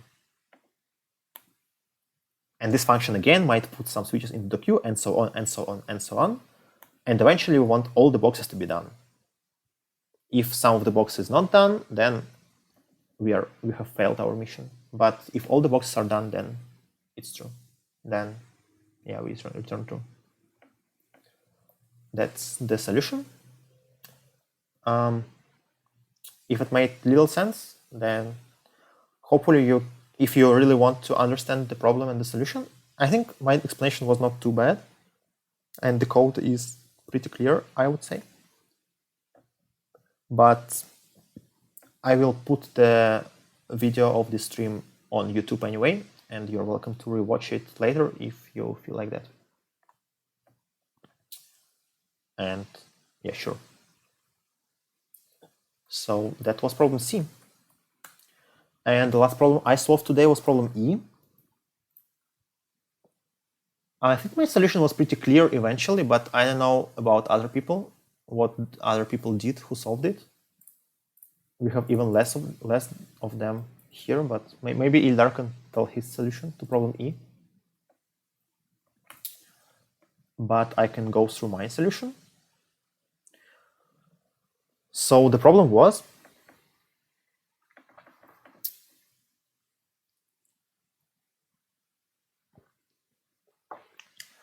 we have a graph with n vertices and some two-directional edges. and we want to go from vertex 1 to vertex n, spending not more than t minutes. And for visiting some cities, we get some bonuses.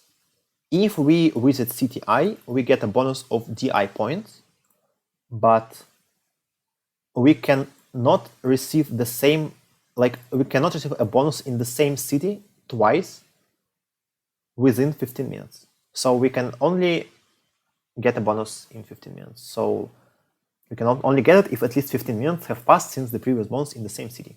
Yeah, that's the better wording.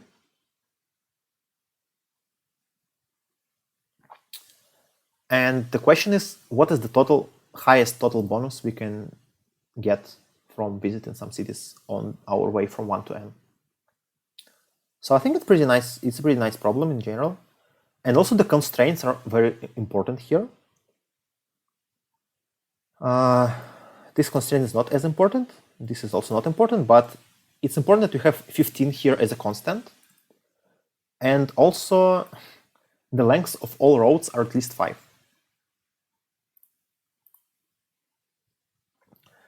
So it means that if we go from city A to city B to city C and then to city A again, we will always be able to get a bonus instantly without waiting. Just because we have passed at least 3 roads, and 3 times 5 is at least 15. Like 3 times 5 is exactly 15, but at least 3 roads times at least 5 minutes per road, that's at least 15 minutes that we'll spend. That's the important part in this problem.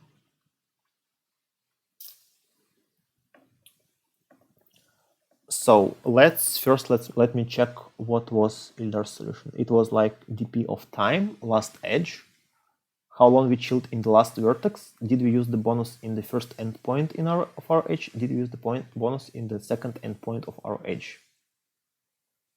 How long we chilled in the last vertex, and did we use the bonus? So the last 2 variables are just Boolean flags, right?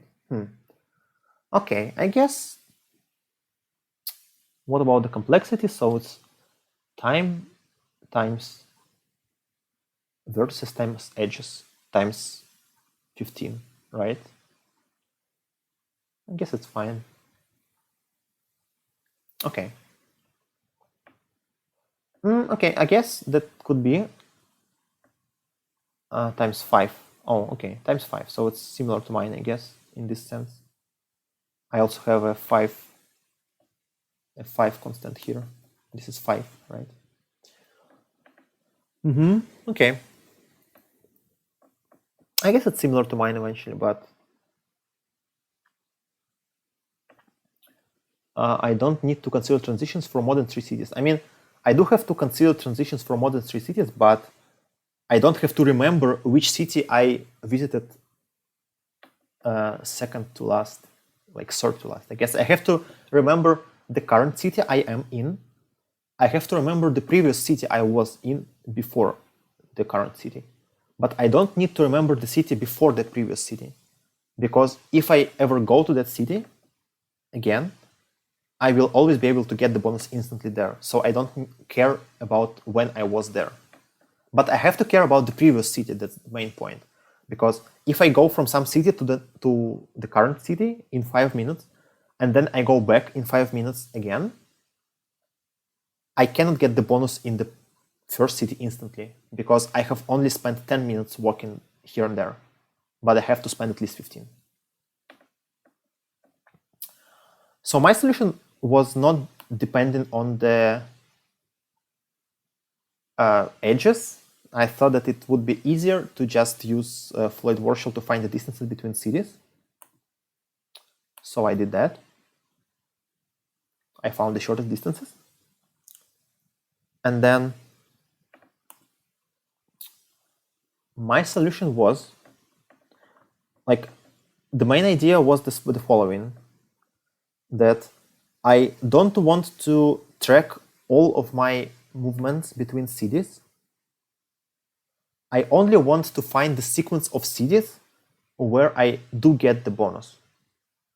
So if I go from A to B, like from A to B, back to A and then to C, And let's say that I decided not to get the bonus in A during our second visit, then I don't want A to even be in my sequence of movements. I want it to just be A, B, C, and I don't want to care that I visited A in the meantime. In my solution, I consider dp times second vertex, 2 pairs of minimum value first vertex.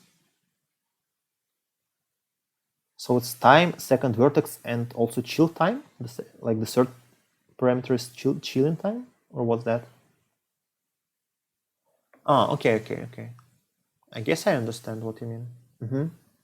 Yeah, I guess I can actually optimize it n times. I think I agree. Chill time? I mean,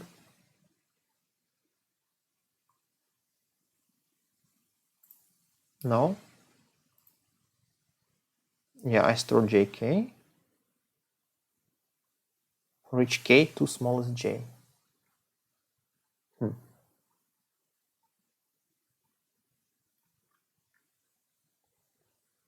Okay, let me describe my solution to the viewers, and then I'll think about how I can optimize it. So my solution was dp of time, which is the current moment of time, at most 1000 here. Then current city. So it's the city where I am now at moment time, and also the city where I get the bonus at time. That's important. Previous city. So it's the previous city that I visited. And chill time, I guess, is how much time I wasted in the current city after coming from the previous city to wait for the bonus. Because sometimes, as I said, if I go city A, city B, city A, I will have to wait in city A for some minutes to get the bonus. So it's the time which I waited in city A to get the bonus after coming from city B. And as we can see, this time cannot be higher than 5, because it's 5 is 15 minus the length of the road from A to B minus the length of the road from B to A. And the length of any road is at least 5, so the time we will have to wait is at most 5. 15 minus 5 minus 5. So the state is t times n times n times 5. And then that's what we have, our dynamic programming. We go through all states, and then what do we have? So nth is the best answer we can achieve. If we ever get to the final city, we have to update our answer. Then the question is, which city is the next one where we get the bonus? And there are 3 options. It could be the current city, it could be some city different from the current city and the previous city, or it could be the previous city. So there are 3 cases, and I just consider them in 3 blocks of code here. The first case is we get the bonus in the same city as we are now, and that's the next city we get the bonus in. So it just means we stay in our current city for 15 minutes and just do nothing. So if there are at least 15 minutes remaining, we just go to I plus 15, that's the next time moment. The current city is J. The previous city is now J, because we just don't have to care about city, like the previous city, anymore. Because any city we will visit next, we can be sure we will get the bonus. So in my code, it was a bit hacky, but if J was equal to K, that is, if current city was equal to previous city, it meant that I just don't care about the previous city. It just means it doesn't matter. So I just go to JJ and also 0. It doesn't matter here again. And we update the state of I plus 15, jj0 with the old dp value plus the bonus of ctj. The second case is we go to some different city from current city and previous city, some new city. We loop over that city and we go to, so if the city is different from both j and k, we have to go there. We spend distance from j to 2 time, and we just update new time. Current 2 is now the current city, j is now the previous city, and we also didn't have to wait any time because the city was new, so it's just 0 here. And again, we update with the current dp value plus the bonus. And finally, we can go to the previous city. We only do that if the current city is different from previous city, so it means that we had some previous city, which was important. We need to spend that much time, again, the distance between the previous city and the current city. So what is diff? Diff is the amount of time which was spent during that trip. So we know that we went from our previous city to our current city. We spent distance between them time. Then we chilled in our current city for w time, the force parameter. And then we went from our current city to the previous city.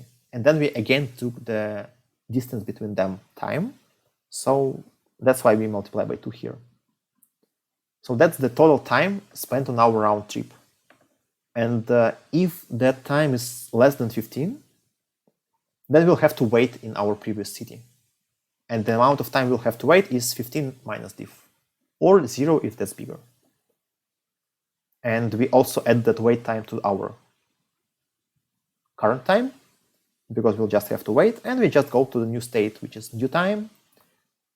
Previous city becomes our current city becomes our previous city, and wait time is changed here. And we get the bonus from our previous city. And that's it. That's all of the cases.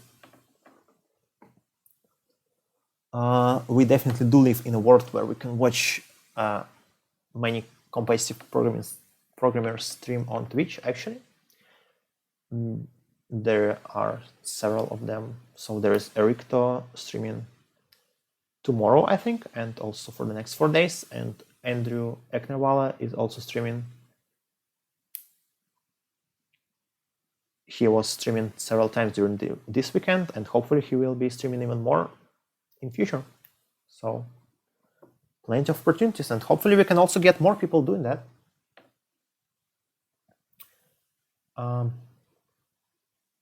Yeah.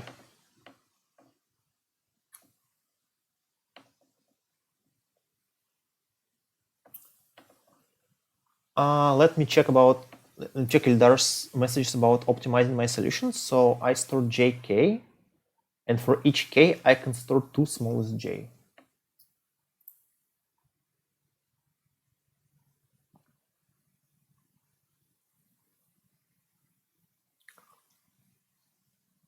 Or it should be for each j to smallest k. Yeah, maybe. Let's think about it.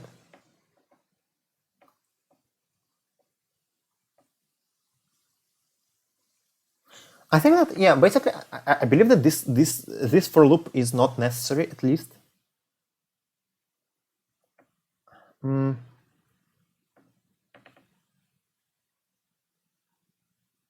Yeah, I think that in this for loop, I only need to do this for loop for 2 best values of k for fixed j, right? Because for the best value of k, I will go to all cities except j and k. And then for some second best value of k, I will be able to go to the best k, right? So for each j, yes, I think that for each j, I can only find the 2 best values of k here before going into this for loop, and only go for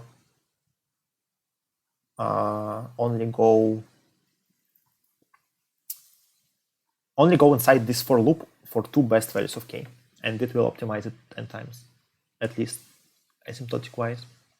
Yeah, I think so. I think I agree.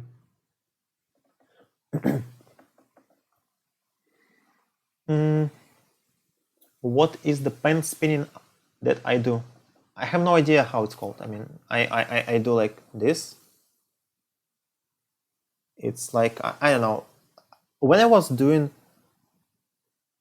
contests in high school, a lot of friends, for some reason, were spinning their pens because it was fashionable. I don't know. I guess they found a lot of videos and wanted to learn it. And many people had even their own custom pens, which were like longer than this one. This one is short, and it's not easy to spin it, but the longer one, also ones with better, I don't know, weight distribution, I guess, can be spinned much better. But yeah, I learned a couple of tricks back then, and I haven't improved since then. But anyway, I am Belarusian. I am from Belarus.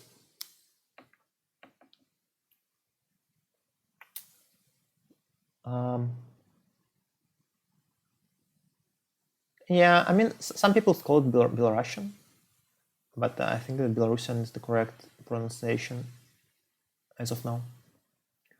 Because Belarusian is probably from the old name Belarusia, but now it's Belarus, so it's Belarusian, as far as I know.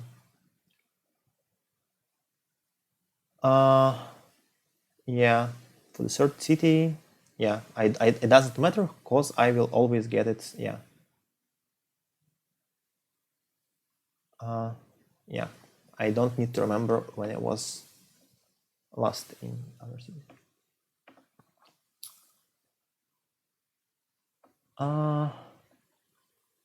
Why do I use this ester instead of VS Code?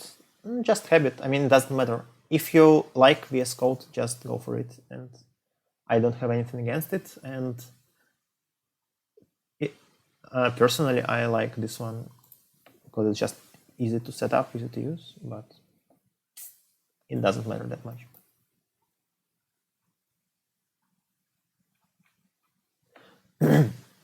Okay. That's all for today's problems. We haven't discussed D, but I haven't solved it, so maybe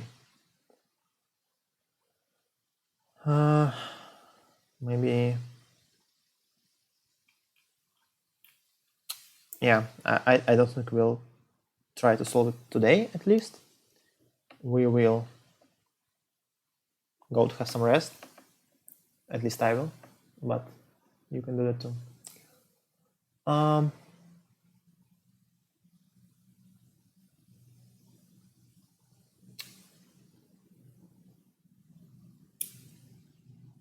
What do I think of Bulgaria? I've been there twice, I think. Oh no, not twice, of course. I've been to Bulgaria many times, actually. I was there for vacation when I was like 5 years old, I think. And then I don't remember anything from there. I was in Bulgaria in 2009 for the IOI in Plovdiv. And then I was in Bulgaria a couple of times for the IMC in Blagoevgrad. And yeah, I definitely enjoyed all the visits. They use the same letters as Russian, the same alphabet, Cyrillic, I don't know. But it's a bit funny to read the words sometimes.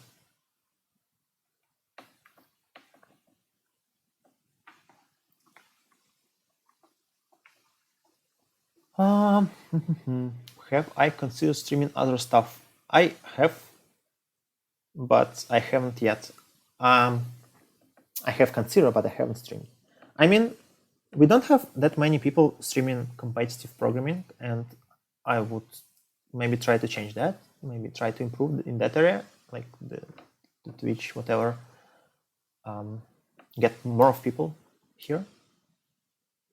And so I guess it's more profitable for me to stream competitive programming. You will watch anything, okay. But still, I have kind of a goal.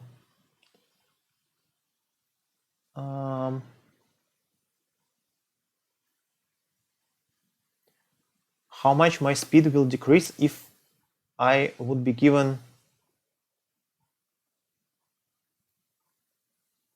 something like code blocks instead of file manager?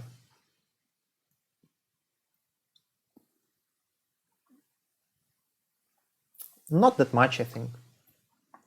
The main thing is just I'm not so it's important for me. I think it's important in my general style of coding that I don't use much, like I don't use any autocomplete, and I don't use much editor specific stuff.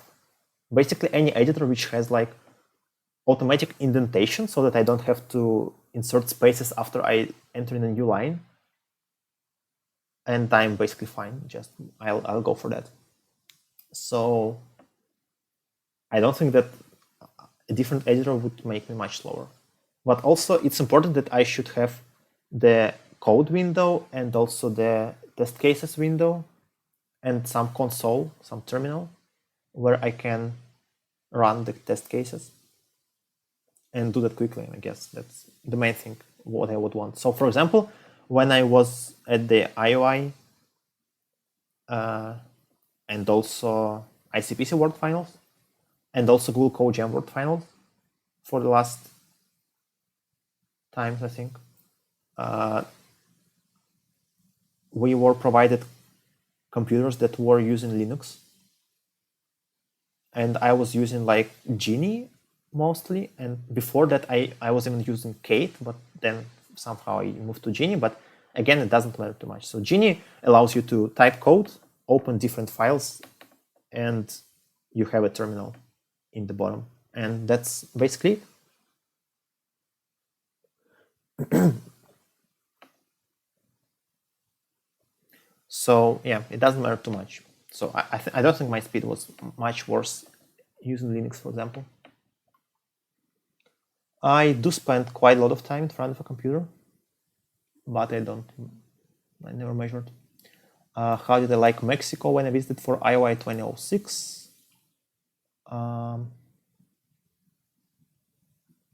Yeah, I mean, it was a long time ago. I definitely don't remember much. I bought a sombrero, I guess, and I got a silver medal. That was nice, and it was hot at times. And I also tried some potato chips which were, it was also hot, but in a different sense. Those are some of the memories I have. But it was fun for sure. It was my first actual trip to anywhere far from my country without like parents and stuff. Any tips to improve the rational computational thinking? I mean, it's hard to say, I guess. Practice is definitely a tip, but it just depends on what your goals are, maybe. But yeah, I'm not sure about how to answer that question, sorry, but maybe I can answer a similar one. I'm not sure, yeah. But right now, sorry, I just don't have anything on my mind. I guess I have to go to... I guess I have to go to sleep soon.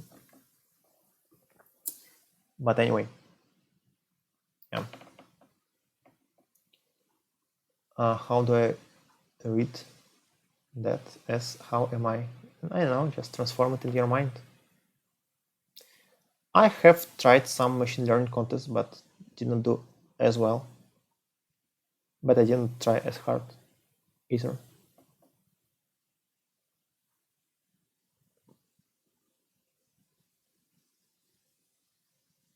I haven't read much. I haven't read many computer science related books, but at the time I was studying, I read.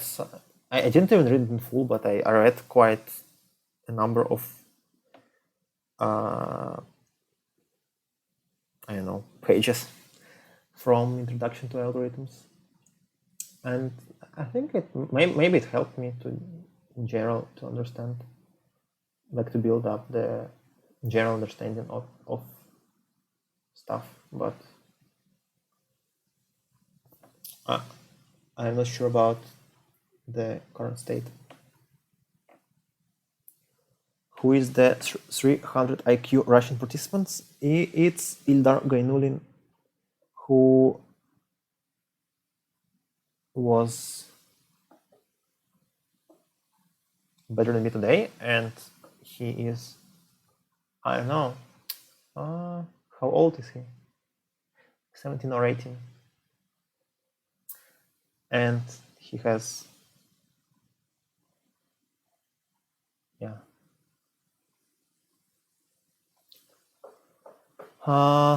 Like the one Kaggle.com, yeah. I did Kaggle one time ago actually, but yeah, not much into them. What is the constructive purpose of competitive programming? Okay. What is the constructive purpose of software engineering? And what is the constructive purpose of many other things? I'm not sure how to answer this question. I was asked because I'm not sure how to answer the question about a lot of things in our lives. What's the constructive purpose of streaming, for example? Maybe get people into it. And what's the constructive purpose? Well, have fun. Of competitive programming, maybe have fun. And improve your thinking and like learn new things. That's always good. Can be bad. Code forces, yeah. So one idea I actually had was to stream code forces maybe, but I mean, I cannot stream code forces during the contest, obviously, just because it's gonna be too I mean, I cannot do it during the contest just because people can cheat easily. And for code forces contests, it's kind of important for many people. But I was thinking about doing, and also doing screencasts and then going through screencasts on stream. I'm not sure if that's what I would love to do. But anyway, one idea I had was actually, for example, so tomorrow we are going to have a Division 2 round, for example. And one idea I had was to do this round on stream right after it ends, for example, explaining, maybe not trying to win it, but still trying, like maybe the same style as I did today. Basically, today during the contest, I was also trying to explain many of my ideas, and maybe I can try to do it in the same style right after the contest.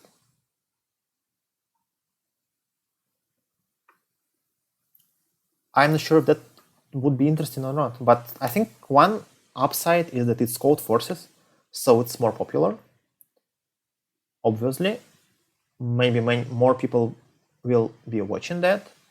Another upside is that if I do that right after the contest, then many people know the problems and they don't forget them, and maybe they can even learn something instantly, like learn the way to solve it, maybe. Also, if the editorials are not there. So just try to tune in right after the contest and just do it. And since people have the context of this round, maybe it might attract people to watch. So it might be that I will tune in tomorrow then, or maybe I shouldn't, because at least I'm going to tune in 2 days. in 2 days from now, I will be streaming Snark News Series Round 5. That's yeah, I guess I can open the blog. Today we had round 4, and in 2 days we'll have round 5. So it's 21:45 Moscow time.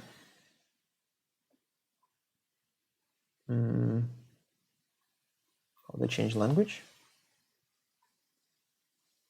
No idea, whatever. 21:45 Moscow time. You can find the top block in my blocks list. So it has the time, and maybe I shouldn't be streaming every day, but maybe I should tune in after the next Codeforce Division 2 round, which is like September 12th, and try to do it on stream. We'll see. We'll see how I feel about it. Also, I've been talking for like 3 hours, and my voice is a bit tired. But that's fine. I guess I'll go to rest now. Yeah, okay, a couple of more questions. So, no offer from SpaceX. What is my motivation? What is your motivation? Okay.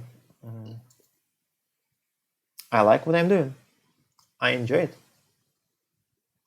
So that's my main motivation.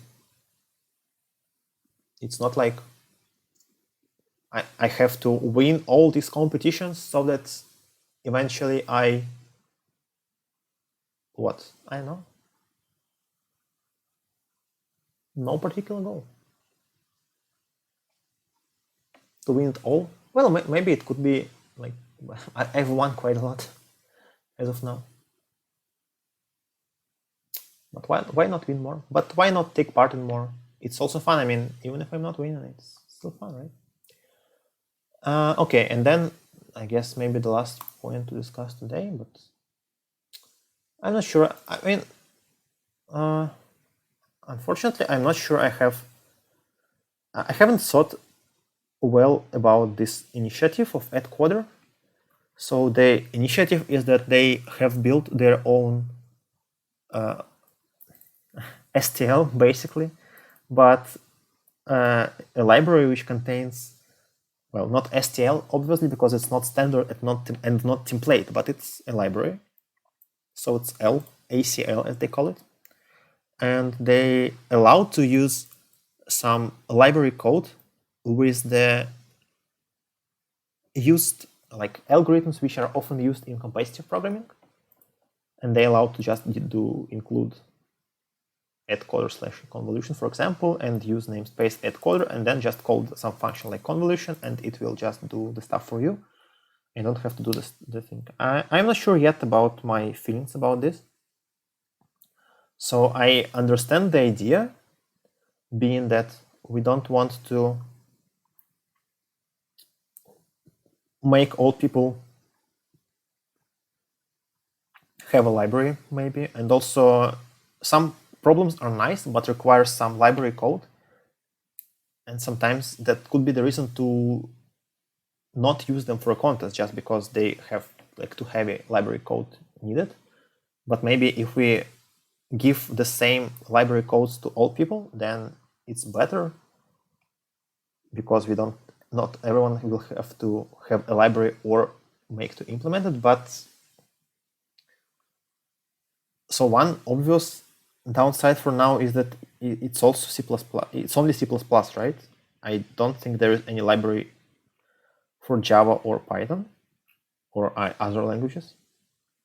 And so it only increases the skew of the distribution of coders by languages. I think that right now we already have like 90% of people doing it only in C++, and it's like a circle. People do it in C++, and that's why people do it in C++, and more people do it in C++, and so on. And somehow this circle, many people just don't care about other languages. That's the main problem, I think. And I don't think that's good in this sense. And here we just give a huge advantage to C++ coders, and I don't know. Maybe they can do the same library for other languages. That would be nice, but it's not easy, I suppose. Why am I top rated, by the way? Yeah, it's an interesting question. I guess it just hasn't updated. I think that ratings updated at some point. I think it could be on different servers because of caching. But yeah, Omnic is now first because I failed yesterday's contest. Yesterday's, yeah. So, but be back soon. Yeah, I also saw some question about Python. I think that Python should be an option at least, but many people just don't think so. So it's hard. But anyway, it should be doable. I think that more languages are definitely better to have. And also another question is, even if not talking about languages, I'm not sure that if we just make some black boxes for people and allow them to use it, it promotes like education of people, because if you have convolution here, you don't need to know how it works. But in general, it's useful to know how it works. It's very useful. And I just feel like even C++ set, for example, take it. So it C++ set is a red-black tree, basically, right? And how many people can write a red-black tree? Not many of them, right? But using set is easy. Many people can use it. Okay, that's just one thing. That's basically a strong one, but it's one thing. And now if we just do that with all the algorithms, then it could be that just many people would just not learn algorithms as such. And I'm not sure that is the good thing, obviously. Like, we don't want people to not learn algorithms, and we don't want to promote not learning them. Because you can say that, yes, but you could also copy algorithms before, right? You could also just copy convolution from some other code or website and be fine, but it would take you some effort, right? It would take people some effort, and they would have to understand at least something, and they would be looking at the code at least, and that would maybe make them want to understand it. But here you just you don't see anything. You just see a function call, and you just don't care about what happens inside. And I don't find that good. But yeah,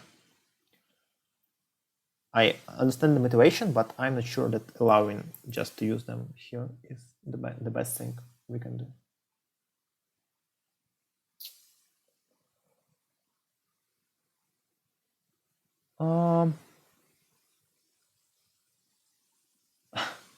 You can say for a fact that Scott copied FFT for a long time without any desire to learn it.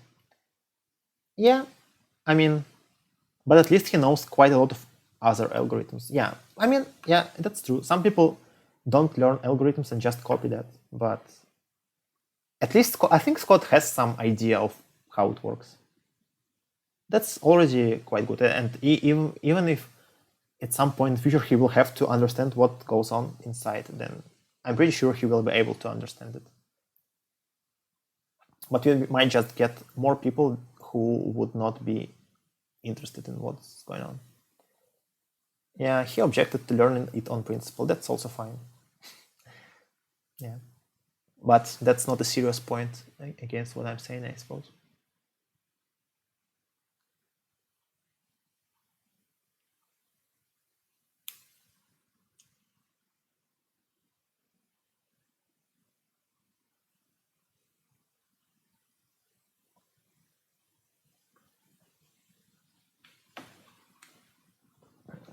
If you're not familiar with the algorithm, isn't it hard to know when to apply it? Yeah, it could be, but again, if people only learn how to apply it and not the algorithms itself, maybe that's also not good. But yeah, I mean, it might be hard if you don't know what happens inside. But for example, convolution is an example of an algorithm which has a very easy interface. You just give it two arrays and you just get the convolution array. And the convolution is just like one line of definition. but then inside it, it has a pretty involved fast Fourier transformation and stuff. It would be good to have a library with the cleanest, most efficient implementation of algorithm for educational purposes. I think it's hard to say about objectively best like implementations, first of all, because people like maybe we can do the best implementations, but then some other people could come up with different implementations that could be better in some sense, but worse in other sense. And then it's hard to say objectively which one could be the best. That's one thing. But in general, I think that we cannot avoid that eventually.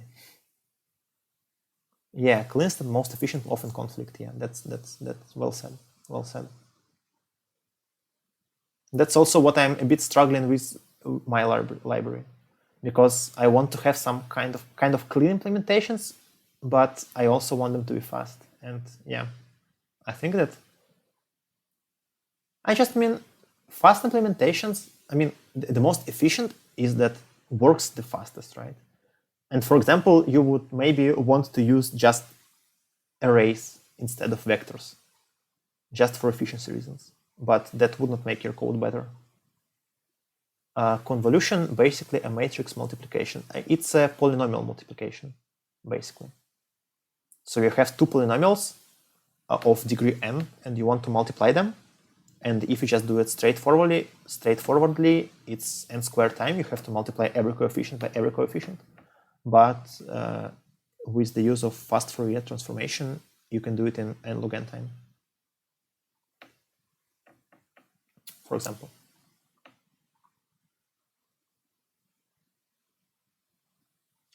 I don't have any plans to stream solving IOI 2020, and I'm not sure. IOI 2020, first of all, 5-hour stream of me just staring at 3 problems might not be fun to watch. I might just be standing here and banging my head over the wall for 3 out of 5 hours. So that's one thing. And also, I'm not sure because IOI is online, right? And I don't know. So I think it even does, it has no live coverage, like live stream this year. And for the reasons of like preventing cheating, I guess streaming IOI is not the best idea.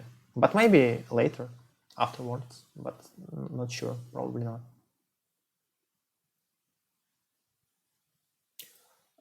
Just use template iterators and you can replace arrays with whatever.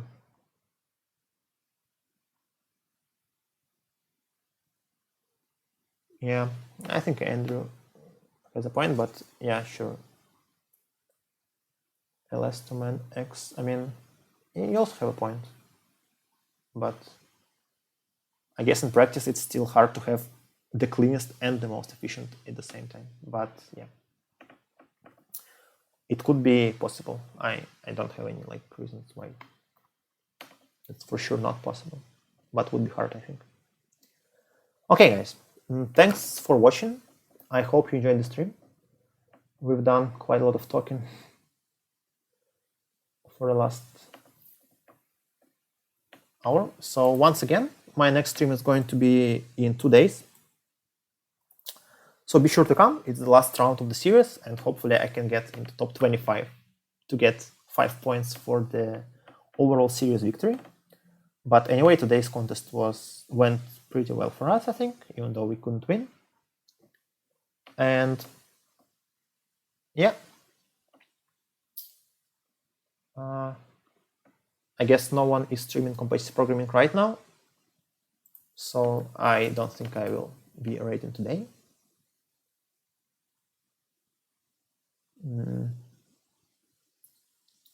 Yeah, let me check just to be sure. Maybe I know someone.